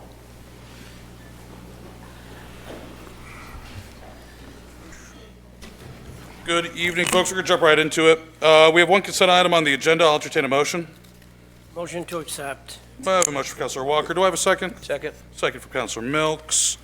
Show of hands. All those in favor? Opposed, abstained, none being. Passes by a vote of 6-0. Mr. Mayor, point of information, when we do subjects like that again, can you please at least read the title so those at home don't know what the agenda is, knows what you've done? Very good. I'm sorry about that. Accepting the audit report for fiscal year 2019 and placing it on file. That was Order 35-03-022020. Next, we have the minutes of the February 24th, 2020 regular council meeting. Are there any corrections? None being, I'll entertain a motion to approve the minutes of the February 24th, 2020 meeting. Motion to approve. Second? I have a motion for Councilor Walker and a second by Councilor Boss. Show of hands, all those in favor? It's approved by a vote of 6-0. Next, we're going to move on to communications, presentations, and recognition. We have 3 bits of communication on the agenda tonight. First, we have a City Council student representative presentation by the Assistant City Manager. Thank you, Mayor and Council. As we've discussed in the past, it might have been within the previous council, I apologize not remembering which date we had this discussion, but we talked about bringing this back before the council. Currently in the city charter, Article 2 states that the council may appoint by rule non-voting student representatives to serve within the city council. There was a desire within the last council to move forward with this. We did work with putting a plan together, even though it's been in the charter. We don't know as if it's ever been acted on, and part of that might be because it was never a process. And so what you have in your packet is a process on how we would initiate that program, what it would look like, having staggered. I'll just give you folks just an overview. I know you have the materials, but for those who are at home and maybe in the audience that are just listening for the first time, what we would do is we would have 2 student representatives, staggered terms, one junior and one senior would serve. Initially, we would bring in an incoming senior that would just serve 1 year and a junior that would serve 2 years. The following year, we would then bring in that junior and then the junior would move up to the senior position. So it would be staggered, so that way there we have consistency with our student representatives. They would be in an opportunity to be able to provide you youth information regarding topics, issues that you might be addressing, and also to have an opportunity to engage in civic participation. Things that you could do with the group is that you could have maybe one would serve also, or at least participate in the Parks and Rec Advisory Committee. That would be youth-related. One could participate in that. Another could participate in another committee that you may deem would be appropriate for that member to serve on. They would then provide you information. They would participate in discussions that you would allow for them to participate in. Obviously, they would not go into executive sessions. There's certain rules that would keep them from that, but at least be able to engage in your conversation here and provide that information back to the student body, either at EL or another school that they participate in. The way this was worded, it wasn't just specific to EL. We provided the outline to the superintendent. She then provided us feedback. Based on that feedback was to open this up so any student could participate in this from Auburn. And so an Auburn resident, student resident could participate in this student representative program. I did outline a timeline for you of what we would be looking, how would we implement this. Tonight's meeting, obviously, just feedback from you for consideration to move forward. At some point, we would make sure in March probably to submit this to the school board for any feedback that they might have for you to consider. We would then bring this to March 16th council meeting for a first reading, April 6th for a second reading, because this is an ordinance change, you have the ordinance language in your packets. And then we would then make this advertisement, promote this within the community and in the schools for between April 13th and May 8th. In that May-June area, that's when, that's when the appointment committee would review the applications that were submitted and make a recommendation to the council to appoint the representative. The student representatives would serve starting on July 6th. Their terms would go from July to June. Any questions? Yes. Just a couple. I'm so glad that you are pursuing this. I think it's going to be great. What if the student's not an EL student? What if they're in Franklin School or? Yeah, still open. We would just, Okay. we'll work at promoting this to St. Dom's. Great. For Auburn students there. We promote it out to Homeschoolers. homeschoolers Great. and promote it to Franklin as well. Okay. And the other thing is, starting in July, is that going to be just this year? It just seems like a September to June term might work better, but. Yeah, I'm not sure what the participation would be like. Okay. Right, and I think for the term anyway, to at least make it available, they start school in August typically, is where we've been starting school lately anyway. But at least we would make it an opportunity. Always the recruitment would be around the same period though, right? You want to make sure that April to May, you're recruiting for that next term, whoever the next candidate would be. And let's make sure they get an orientation. Sure. I mean, I think just showing up is great, but I think they can learn a lot by really understanding what we're doing. I think that's where staff would sit down and talk about what their role is and finding that, you know, especially if it's someone at the high school, just that liaison with someone that administrated from the high school too on that. Okay. And it does say Edward Little students, so that would be changed to include under the appointment. It says, it does say, are you looking at Say the the other application? ones? I'm reading it. It's, The application selection process for Edward Little students. That's Which paragraph are appointment. you under? there, okay, under appointment. Under appointment, it just says Edward Little. There's another paragraph that talks about Edward Little or other, Okay, I just want to other be educational institutions. consistent so that we're welcoming any student. Okay. Yeah, so for the selection process, the Auburn School Department would be the one responsible for the retention of those documents and application, and then the city clerk would be responsible for any other student that came before us Okay. other than EL. Thank you. Very good. Any other questions, Councilor Boss? I'm really grateful for this process. I think is an important addition. One point for the application, there's a question that asks about what is the most critical issue facing youth in your school, your neighborhood, and your city. I'd love to see an additional question that asks what is inspiring or exciting or what do you love about Auburn. I think it's equally important to ask both. Sure. Okay. Thank you very much. It's, I'm not sure how this got away from us, but it is chartered, so we have to address it. So thank you very much for doing this and look forward to the results.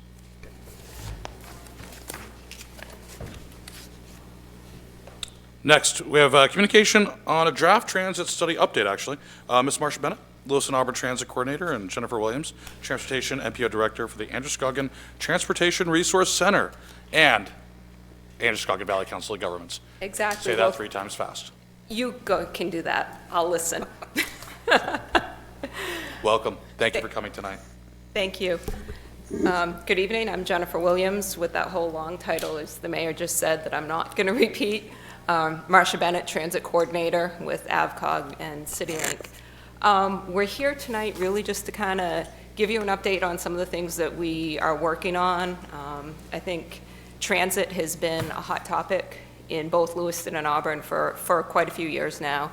And one of the things we're looking at, I'm going to backtrack a little bit, the whole group of letters, Androscoggin Transportation Resource Center, ATRC. Federally required planning organization for the urbanized area. So we work with Lewiston, Auburn, Lisbon, and Sabattis. Those 4 communities have decided that for our current 2-year work plan that we've just started, transit is the #1 priority. So we have put together in our work plan a budget of a little over $100,000 to do a transit study. What we're looking at is, and I believe you got the draft scope in your packets, so hopefully you've had a chance to at least look at it a bit. I'll give you a real overview. We're basically saying We have 2 bus stations, one in Lewiston, one in Auburn. Those are set in stone, those are fixed. But we want a consultant to come into the ATRC region, the 4 communities, and say, this is what we have. We have these 2 stations, nothing else. What does this community need for a transit system? We don't want an update of what we already have in place. We've had those studies done over the years. It's time for just a fresh look, looking at the demographics, looking at the generators, working with study advisory committee, kind of the whole bit. We're looking at this probably taking about a year. It's not a quick study by any means, but we want to give it its due, I guess is the best way to put it, and make sure we're really looking at everything. We're still drafting the scope. What you have in front of you is pretty close to what we think we're going with. We've received a few comments along the way, but really we just wanted to get a chance to see if you as the counselors have thinking of something that maybe we've missed or wondering why we're looking at something or not looking at something, and see what you think about it. First of all, I'll start off if I could. Thank you very much for doing this. This is one of the hardest things an organization can do. That's deep dive self-analysis. So I appreciate that, and I respect you and your decision to do so. I would add in here, and I just briefly looked at it. If it's in here, I apologize. Unique riders, individuals. I know that has come up periodically during budgetary season where we know the number of rides, but we don't know the number of unique riders or unique trips. And that might not be the appropriate terminology that's used in transport. But Mary Jane gets in New Auburn and she finishes off at Walmart. It's one trip. And coming back, that's one trip versus 3 or 4 rides. Mm-hmm. So that's something I'd be just seeing if that's covered in the scope. If not, is there a way to cover that? Because I think that data might be important. And I think that's a good question. Right now, we're looking at demographics and riders and stuff, but we're not necessarily looking at individual unique people. We can look into it more, and as we get a consultant on board, see if there's a way to get that information. Because I think with a lot of the public transit systems don't necessarily track that. Maybe if you have a monthly pass, but without getting into a lot of additional technologies that right now aren't being used. Not to say it can't be, not to say it can happen overnight either, but I think we can make sure we incorporate that into working with the consultant as we move forward. Fair enough, thank you. Any other questions or comments? Counselor. I want to note that I heard another presentation by Ms. Bennett, and it was really impressive, this starting from zero and looking at what we need, looking at something different than Hub and Spoke, knowing that it's not just Lewis and Auburn that we're looking at, but at the regional transportation. And also it was mentioned, and correct me if I get this wrong, that there's currently an LD 1258 that is in appropriations, was there last year, that would double the amount of money? Correct. Yeah, for operating assistance for transportation, for transit. So I think it's important for us to be aware of that, and also important for us to support that, because that will also help to really dramatically allow us to change the way public transportation exists in our region. Any other comments? No? Oh, Councilor Gary? Thank you, Mr. Mayor. I mean, I understand where the mayor is coming from when he wants to know how many rides are unique for Auburn or Lewiston. But it's very hard because I've been riding the bus more and more, and if I go to Lewiston and I wait for the bus, they don't know that, if I have a transfer in my hand, they don't know if I'm a Lewiston resident or an Auburn resident. They just know that I want to get on a bus at the Lewiston station, and vice versa. There might be somebody from Lewiston coming over here waiting at our station. So it's very hard unless you keep track of people's names and addresses. Just a clarification, I wasn't asking Auburn versus Lewiston. I was just wondering a ride, a unique ride or day, so. That would be just one way and back. And Again, yes. it's information I think is important, so I think they answered it. We'll let them find out if it's doable or not and how so. Thank you. Any other questions? One other comment. How many people on the council have ridden the bus? I think it's worth it if you get the time to do it, so that you get a real sense. Doesn't go where I live or go where I go. Doesn't need to, just ride the bus from, say, downtown to Walmart. I think you'll find, very interestingly, that there's this rich community who does that it's very necessary for them, and that the drivers are fantastic. So I No suggest doubt there. I think we're going to argue the pros and cons and the merits of the bus budget during that budgetary line item. But thank you very much for doing this. Can I just add Please. to what Councilor Lozano just said? I provided you all with a CityLink bus schedule and a multi-ride pass to give you that opportunity to go out and explore the system, because we really want feedback from you. If we're looking at this system, we want to know from the council's perspective, are we meeting the needs of where the city council thinks that this transit system should be serving the area, the people?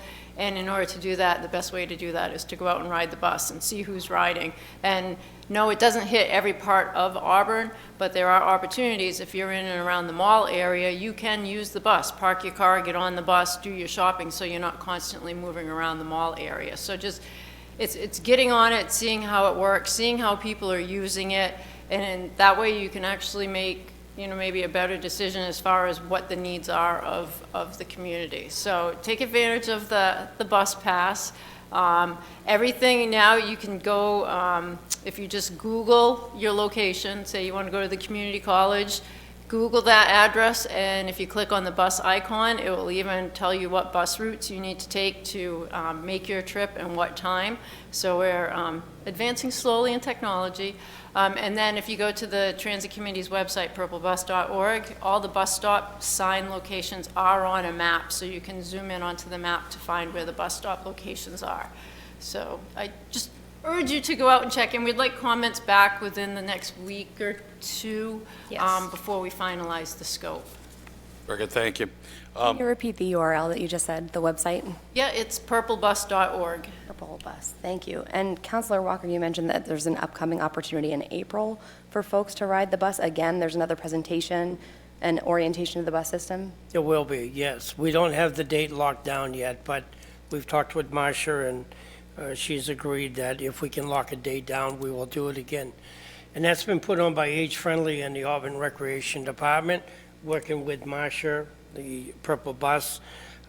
We've had over 50 people that have come to sit, listen, learn a lot more about it. We've had counselors that have showed up to even take the ride on the bus, and it's a great thing. We've learned a lot, I think, in just a couple times that we've been involved. Take a ride. Take a ride. Thank you very much. Thank you. Thank you. Next, more transportation, Western Maine Transportation Services, otherwise known as WMTS. Update, Sandy Buchanan, General Manager from WMTS, will be here to give us an update on regional transportation, correct? Regional transportation, Thank you. yes, and what it means to Auburn. Aside from that, we are the operators for the CityLink at this point in time. We recently did a transit feasibility study that covered the region that we serve, which is Androscoggin, Oxford, Franklin County, and the town of Brunswick. From that, we learned that there are a lot of connections that hadn't been made, but we were tasked with making those connections. Many of them were bringing either start in the Auburn and Lewiston area or end in the Lewiston-Auburn area.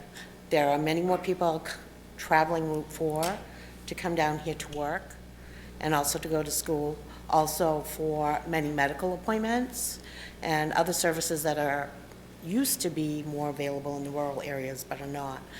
So one of my recommendations is for you to really support and get into this study that ATRC is planning on doing for the transit system here, because I don't want your system to be the weak link in connecting people from rural areas into the urban areas to get services and go to work. The other point I would like to bring up is we're noticing more and more people that are considering using public transit for work, as opposed to in the past, many thought of public transit as only for those that had medical appointments and other type of appointments like that.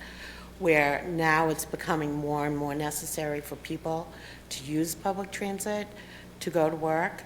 And in order to do that, the service has to be consistent. They have to be able to rely on it to get there day in and day out. And Peter asked me to come here to just kind of give an overview of what I think the regional transit that we're starting to operate is going to mean to you. And I think it's going to be meaning more people coming in by bus, whether it's us from the rural areas of Maine, Concord Coach, or any other services, and they're going to need to get around, a way to get around the system without necessarily using a vehicle. Any questions? Any questions for W? I know your current routes again are Farmington, Sugarloaf, Bath Brunswick. I'm missing Yes, something. we have the green line that we started a year ago that travels from Farmington and Wilton down here into Lewiston and Auburn 4 times a day. We also operate a commuter route between Farmington and Sugarloaf, known as the Sugarloaf Express, which is primarily for workers getting back and forth to work at Sugarloaf during their winter season. That was started 3 years ago. We did not expect it to, we didn't really publicize it, so we didn't expect huge ridership. In the first year of operation, it surpassed what our 3-year goal was for that service. Then we also did that with Sunday River. We did a Mountain Express from Dixville, Rumford, Mexico, going to Sunday River, and that has had very good results on that as well.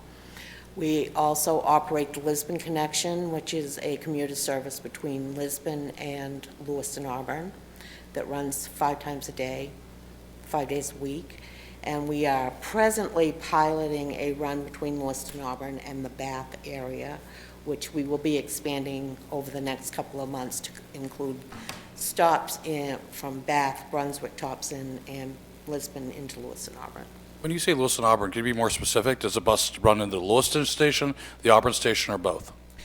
The present Green Line runs into both stations. It has a drop at the community college, then at Great Falls, and then Oak Street, and then back out onto Route 4 again. Okay, very good. Any other questions? Just the importance of, this is a workforce development issue that I think we're seeing with what Ms. Buchanan is saying, and also in terms of people coming into our community, looking at it and saying, I want to live here. I think it's one way to also support that. Your funding mechanisms? We have funding through federal, state, municipal, and county fundings, as well as some service agreements with organizations and people. For instance, right now, a pilot program going to Bath is funded mostly by the organization that is looking for workers. So, and it's mostly used right now by new Mainers that are going to work 5 days a week on that service. Androscoggin County fund any portion of this as well? Androscoggin County funds, helps us fund transportation services outside of Lewiston, Auburn's CityLink and complimentary ADA service. We also are able to support people that are outside that with some separate funding that we have from the federal government. Very good, thank you. Okay. Thank you very much for your time. Appreciate it. Good luck on there. Thanks.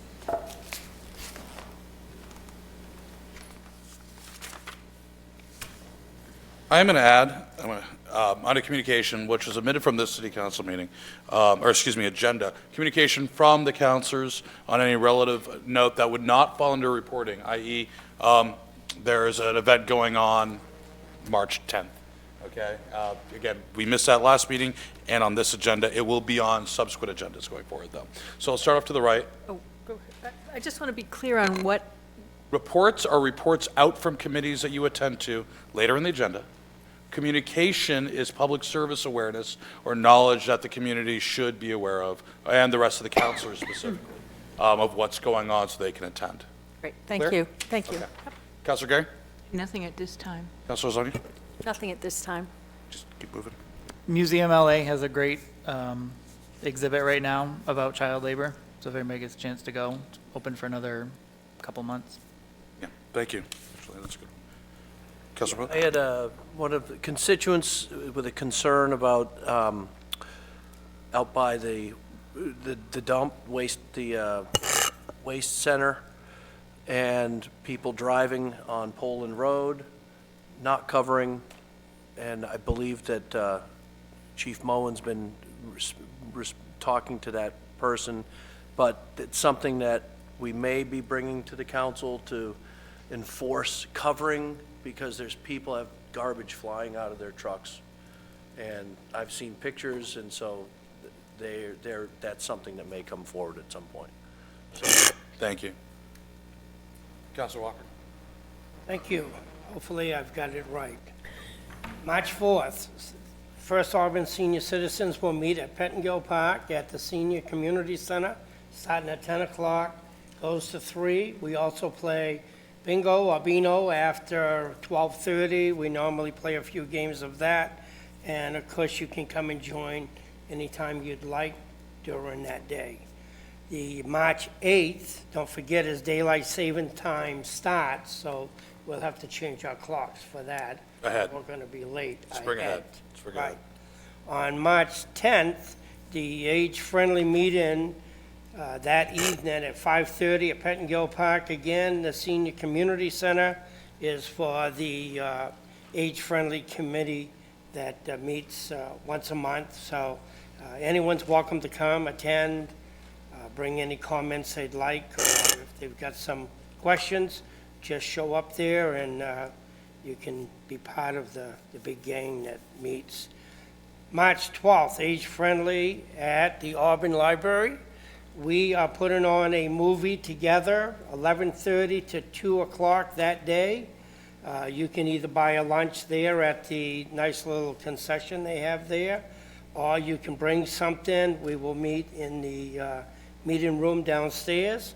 It's something that we're trying to work with the community to try to bring them to the Auburn Library and show that the age-friendly and them working together can hopefully support each other and bring people together in the right places so that we just have more things to do and better communications.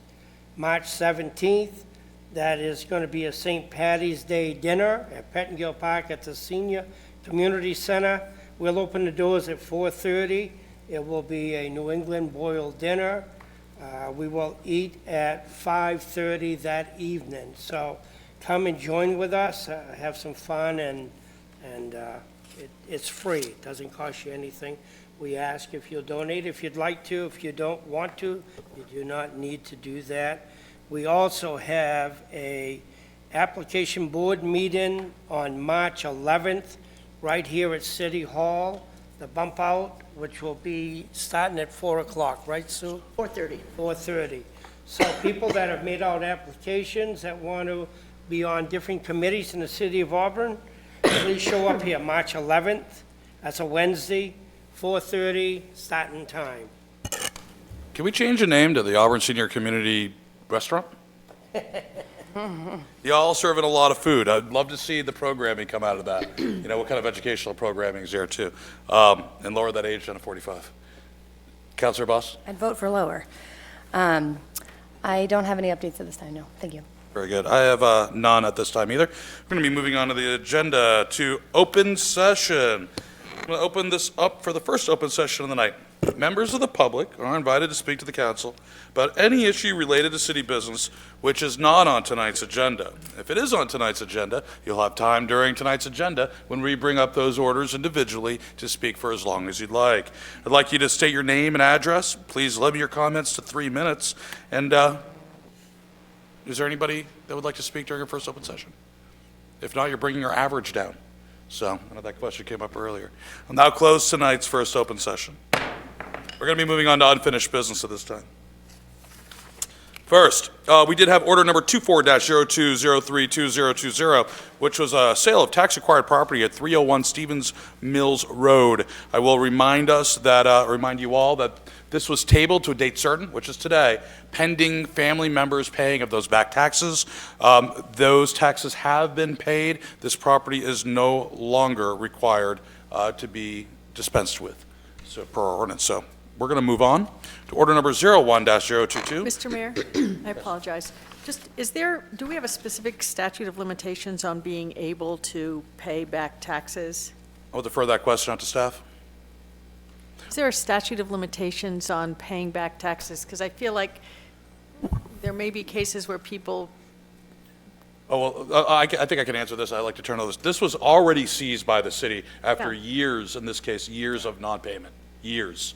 So it wasn't until it came up with a family member, and this agenda item was a separate family member aware of the because they were unaware of situation. it, okay. Because they were an immediate line of family. I just want to make sure that we're not allowing things to just sort of go on and on and on.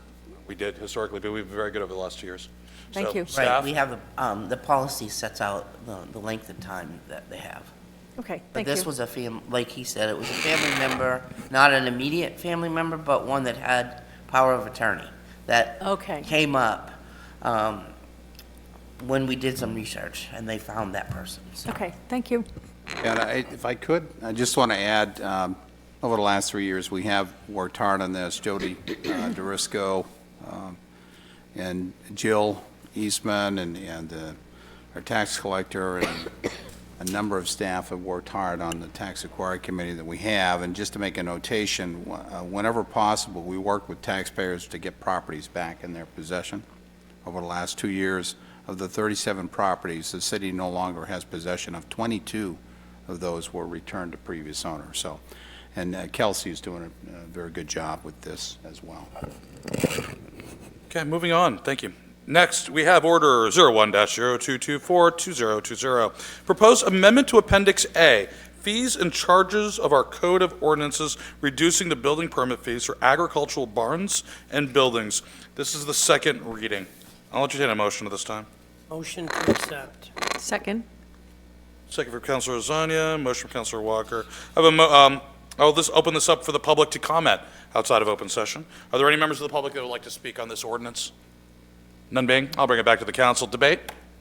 We've talked about this several times, second reading. I believe there's an economic impact of several $100s in lost permitting revenue annually. It's not several $100s. Annually.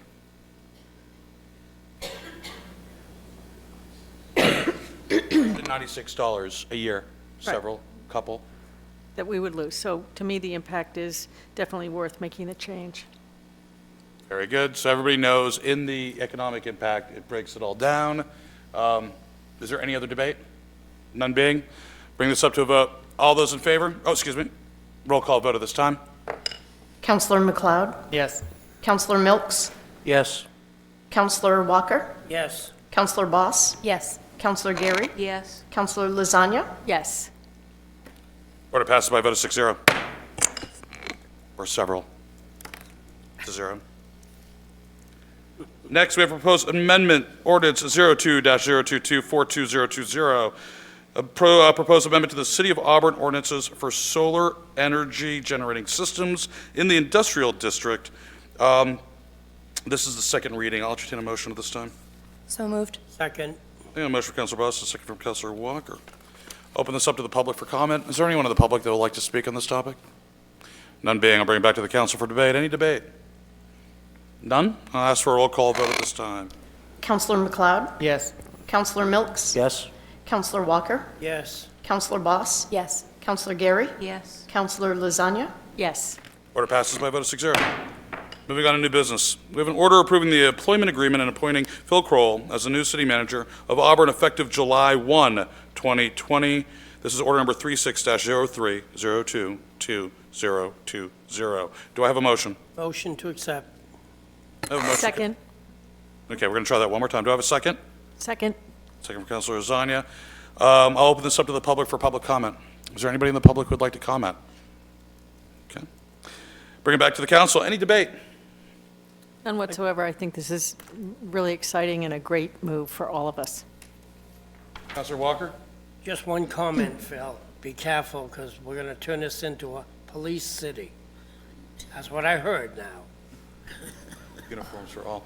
Do I have anything negative about the presumptive city manager, please, so I can balance this out? Anything at all from the past? None being. Councilor Gary? Thank you, Mr. Mayor. I too support Phil Crowell to be our city manager. I've been on the council off and on since 2000, and back then, that manager saw the potential in him and encouraged him to keep moving on up and growing. And I think he exceeded the expectation of what they thought he could achieve when he first started out. He's done a very good job when he was police chief. He did a good job when he was acting city manager, when we needed somebody to hold the reins until we could get some more competent city managers in.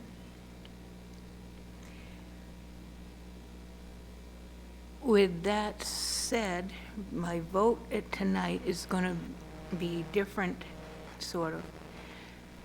I'm not too cool with some of the stuff in his contract, I'm being honest. I don't know, I would have liked us to sit with him to hear more of his plans for the city. And I don't know if we did him a disservice by not putting it out there to get a city manager. Not because I want to replace him, but that would have brought more candidates in that he could look at, that when he chooses the assistant city manager, some people might have come in that he, and nobody would have thought of that would have been a good fit with him. Very good. I'd like to bring it back. Is there anybody else that, especially I'd like to, Councilor Boss or Councilor Walker or myself, we're empowered by the City Council in order to negotiate. And I will say, this process has been going on for approximately 2.5 months. So would you like to make you don't have to. This is debate. We can go back and forth, or we can just let it, stay. Personally, I'm thrilled that we are moving forward with Phil as our new city manager. I think that he's done a phenomenal job in the time that I've been here, and I think that for sake of continuity and for confidence in his abilities, I think that it's the right move to have him take on this role. I worked on the contract. I feel comfortable with what's in there, and I think it does a good job of valuing his experience. And I think I have one very tiny detail that didn't get carried over from our conversations, and it's related to, on page 3, I believe, regarding to performance evaluation. There was one edit that didn't carried forward that I don't know if it's conversation now or if it's later, but it's regarding to other periodic evaluations if he so chooses. We had talked about making that additional periodic evaluations if he so chooses, because the way it's worded right now makes it sound like it can be a completely different process. Yeah, no, I remember talking about that multiple times. I'm not sure. One of those things. I'm going to ask right now. It's fine. Oh, yeah, we've talked about this. We'll make the adjustment prior. I'm glad he caught that. Yeah, no problem. Again, I think that's the third time you've caught that. So awesome job being on that, Councilor Boss. So we'll make that change before execution. Thank you. Okay, is there any other comments on this? Yeah, I'd like to say that I was proud to be part of this. Phil, I think you deserve this 100%. There is no question in my mind. The other thing is, this is the tough thing about being counselors like we are. I thought that we were all fully in agreement of this. I didn't think there was any question that there was any questions to be answered. And here we sit here again, not being complete with, I guess, our work. And I can't understand why there's always got to be someone that sits out that didn't ask the questions when they had the chance to, so that we don't sit here and pop out all kinds of questions. It boggles my mind that we go through this every time with a counselor or two counselors.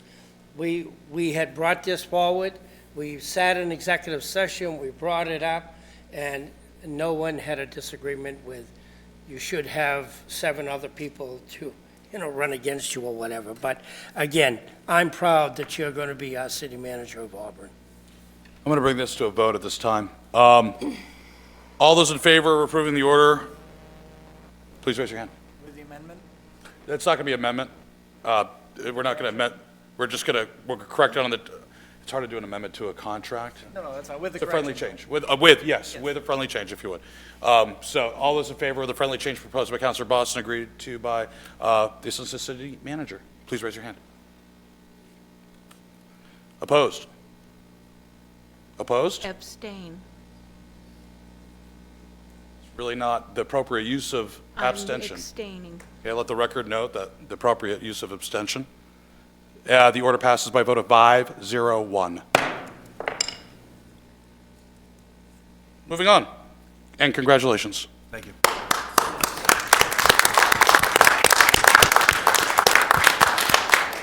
You only get a standing ovation when you leave the job. So, according to your contract, is at least 5 years from now. So, if you're lucky, you're still holding your breath on that one. We have next Order 37-03022020. We have an order approving the revolving renovation fund loan for the Auburn School Department. This is a first reading. Do I have a motion? So moved. Motion for Councilor Rosani. Do I have a second? Second. Second for Councilor Boss. I'll open this up to the public for comment. Anybody from the public like to speak? Just as you're thinking about this, this is for, if you remember correctly, our joint workshop we had with the school department. This is for the facade and the elevator at Franklin School. So security enhancements for Auburn Middle School, as well as an elevator for access to Franklin. So nobody from the public. I'll bring it back to the council for debate. Is there any debate on this? This is a good deal for us. A lot of it's forgivable. No other debate. I'd like to bring this to a vote at this time. This is a roll call vote. Counselor McLeod? Yes. Counselor Milks? Yes? Counselor Walker? Yes. Counselor Boss? Yes. Counselor Gary? Yes. Counselor Lasagna? Yes. Order passes by a vote of 6-0. Again, just first reading. Don't get too excited, Superintendent. Okay. Next, we have an order appointing 2 city councilors to serve on the mayor's ad hoc committee on boards, committees, and commissions of the city. Are there any nominations? Start off to my right, Councilor McLeod. I nominate Counselor Boss. Okay, I have a nomination for Councilor Boss. Do I have any other nominations? Mr. Mayor, I nominate Counselor Gary. Do I have any other nominations? None? Okay. I have a motion from Councilor McLeod to nominate Councilor Boss to be on the mayor's ad hoc committee for boards, committees, and commissions. Do I have a second? Second? Second from Councilor Milks. McLeod.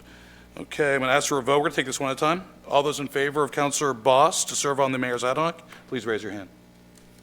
Okay. You. Vote on myself? Yes. It's not needed, but you should. Okay. Approved by a vote of 6-0. That's a good question, actually. I have a motion from Councilor, who made the motion for Lasagna. Councilor Lasagna? Do I have a second for Councilor Gary? Second. A second for Councilor McLeod. All those in favor, please raise your hand.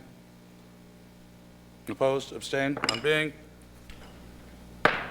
6-0. Okay. Now on to reports. We're going to go to the mayor's report, which is pretty quick. A lot of stuff happening up at Augusta right now. One of those things that are happening is a MMA, Maine Municipal Association, leadership trip to Washington, D.C. to meet with the 4 members of our congressional delegation. That's going to be held on March 11th. I'll be going representing the city of Auburn for that on March 10th, and then doing the rounds with the delegation. What we do talk about, just to give you all an idea, is talk about federal monies that are actually spent and how they're spent in our respective communities. I will be giving a presentation to all 4 members separately about the utilization of federal grants for our emergency communication systems, notably our E911 upgrade, and how it regards how it interplays with the utilization of handhelds between APD and the Auburn School Department for a unified communications grid. So that's going to be my kind of focus and talking points, if you would, on that. Other than that, that is it from my end. City Council reports. I'm going to start off with Councilor Boss. Very quick, just to say that the recent Auburn Public Library Farmers Market and Home Good Market was really wonderful. It went off great. There were a lot of participants and good vendors. And on that same note, our next Auburn Public Library Board meeting is coming up on the 17th of this month. And that'll be at 7:30 in the morning if anybody wants to join. Councilor Walker. Yeah, I think I'll just talk about one. We had a great luncheon at the Senior Community Center, and we offered beef stew, and I made enough beef stew with all my helpers to serve up to 200 people. We got pretty close to the halfway mark of that, but it was, the funny thing is we offered everyone a second dish. Over half of them, people that were there, came back and got a second dish. And then we offered, if you wanted a take-home container, you were welcome to come up and get one. And almost everyone that sat there came up and got a take-home container. Now, some of them were pints and some of them were quarts, but we gave away almost every bit of what we had there for that luncheon at the community center. So I think that tells us that we're doing some great things for the community, and by offering this for nothing, of course, makes it, in my opinion, wide open for anyone that's hungry, that maybe doesn't, have the money to be able to afford to put a beef stew together. It's I found out, not cheap to do, I can tell you that. Especially when you're buying 100 pounds of potatoes and 40 pounds of carrots, and then you go on and the meat, I had 40 pounds of meat at $4.99 a pound. So it adds up pretty quick before you realize how much you've spent. But it makes me and our people that work as partners down there, as volunteers, feel great that we have these people and we have the city behind us to help us to make this happen. So if it wasn't for the community center, number one, and number two, for the great city that we have, we wouldn't be doing this. So when people see that we offer this, don't be afraid to come. Nobody's going to ask you if you're poor, rich, or any other thing. You're welcome to come in. All we ask you is sign your name, and that's so we have a record of how many people are using our building. No other reason. Thank you, though, for everything that the city has done for us. Thank you, Councilor Walker, for that. Moving along, Councilor Milks. None at this time. Councilor McLeod. Thursday at 4 o'clock, we have a cable advisory board here at the city. And the last Tuesday, we had a school building committee that we're still looking at the funding of our, excuse me, the extra portion that we were looking at, and we got some more clarification on that, so on the fundraising part. Councilor. Thank you. Just to piggyback on what Councilor McLeod said, are the renderings of the school committee, of this new school building up where people can access them? Do we know? Does anybody know? Katie's not here. I would recommend that those be made widely available because they're incredibly impressive, and it really gives you a sense of what this school is going to look like. So I appreciate that, and they're always soliciting questions if people have. Once you look at the school, people have had questions about safety and things like that, and they're very good at answering those questions. And the next recycling committee is a week from Thursday at 7:30 a.m. in the bump out room. If I could add, and this is just an idea, and hopefully you can get some clarification, either you, Councilor Zani or Councilor McLeod. Your next meeting, what is the schedule for fundraising? What are the deliverable dates, if you would? Status updates? And what is a contingency if goals are not hit? I.e., what is being peeled back? There was promises made, and we can go back and look at the record, but I think we need to be fair to the previous council and frankly everybody who voted for it with that understanding of that fundraising would happen and it would be used to do X, Y, and Z. So I'd like to keep that out there, and if we could get a report on that to the council after your next school board meeting. Yep. Or school And I committee think, and Councilor McLeod, correct me if I'm wrong, that those questions were put forward because we do realize we made a commitment. So are you expecting some answers? We're expecting answers, but I'll make sure that I give some more specifics Good, that thank we you. want them Okay. for the next council meeting. Thank if you we for can get asking for that then. Great. That should not be a surprise. Councilor Gary. Nothing to report. Thank you. Come back to the city manager for his report. All right. So, just as a reminder, there is a strategic plan workshop on March 16th at 4 p.m. at the library, when Assistant City Manager and I, with Kelsey's assistance, will have a conversation with you regarding what your highest priorities are. We'll be sending you some information on that on the 11th recommendations that came out of the strategic plan and asking you to rank order those. And you have just recently received some information from Liz Allen, as you're all aware. If you have any questions, please let me know. I'd also like to take a moment to congratulate the next city manager, Phil Kroll. I've been in this business, I'm going to call it, in the public sector for over 30 years. I've worked with a lot of fine managers, assistant managers, and Phil is one of the best that I've worked with. He's a great human being and he'll be great as the next city manager. I'm really proud of the fact that he is going to be here. I wouldn't be able to do what I'm doing if I didn't feel confident about the work that he's going to do. We've got a great team here, folks. Not perfect, but a great team. Also, there is a basketball game that will be taking place on March 17th between the police department and a notable basketball team at Central Maine Community College as a fundraiser for PAL. So if you have the opportunity, go see that.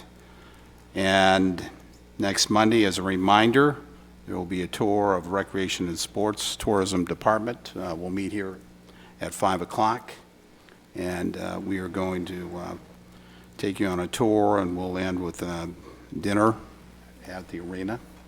Ooh, so you finally. have something to look forward to in terms of having something to eat. I also want to mention on the FY21 budget, we're working through the budget. As you know, I'll be presenting a preliminary draft budget at the beginning of April. Phil and Jill, as well as Chris Muma, have been working with me and the department directors, and we're working as hard as we can to try and present you with a reasonable budget. I'll have more information in the future on that.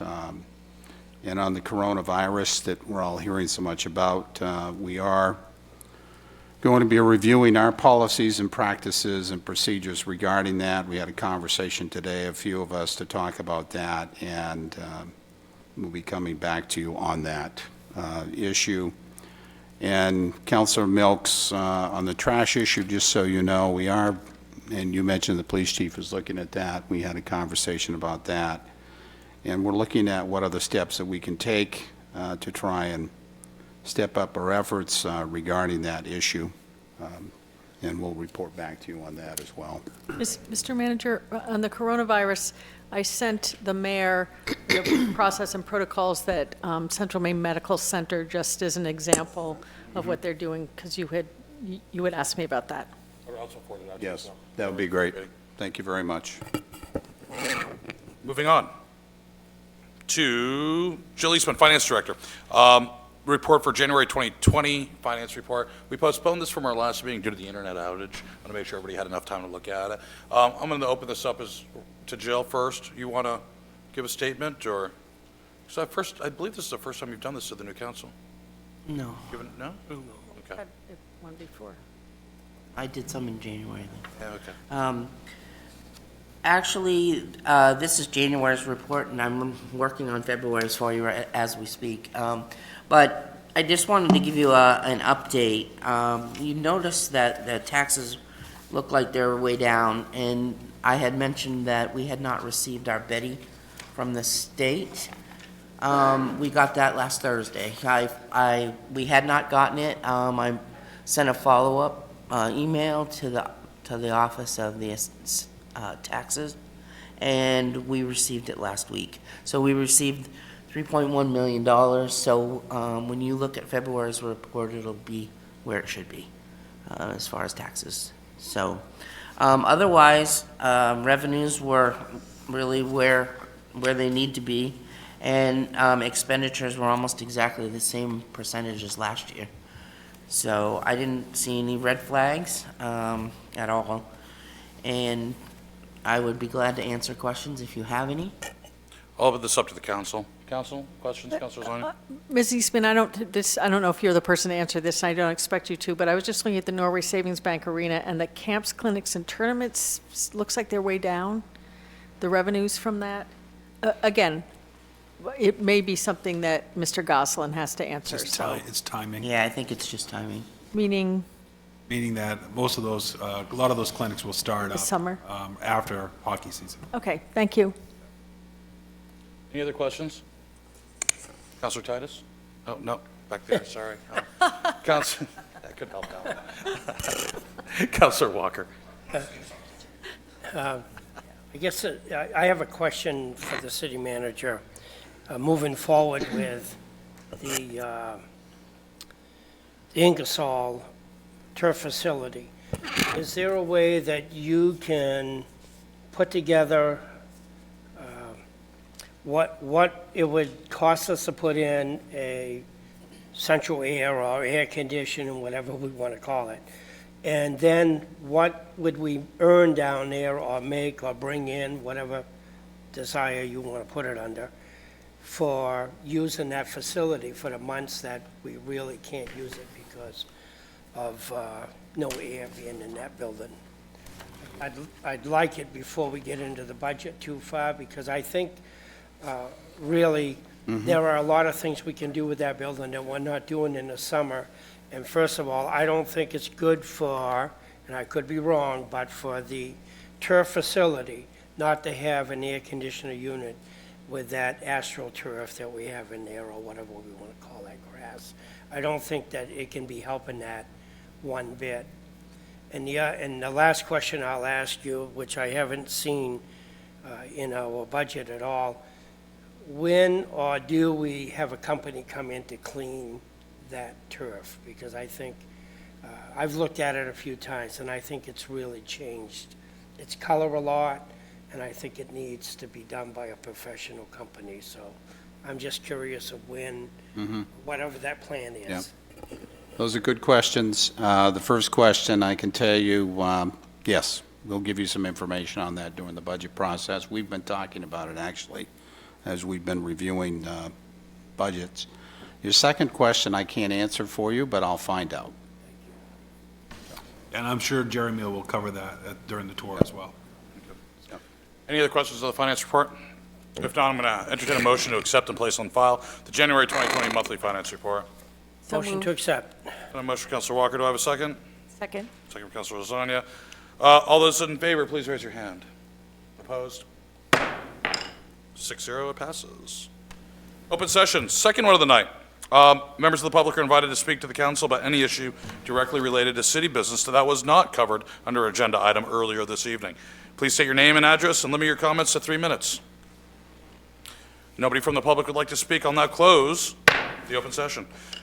Next, we have an executive session regarding an economic development matter pursuant to 1 MRSA, Section 405. Again, this is an economic development matter. Do I have a motion? Motion to go into executive session. Second. I have a motion, Councilor Walker, and a second from Councilor Lasagna. All those in favor? Aye. Yeah, opposed, none being. We now stand in executive session. And just so the public knows, there is no other public agenda items for tonight. So stay, hang out, or it can go home.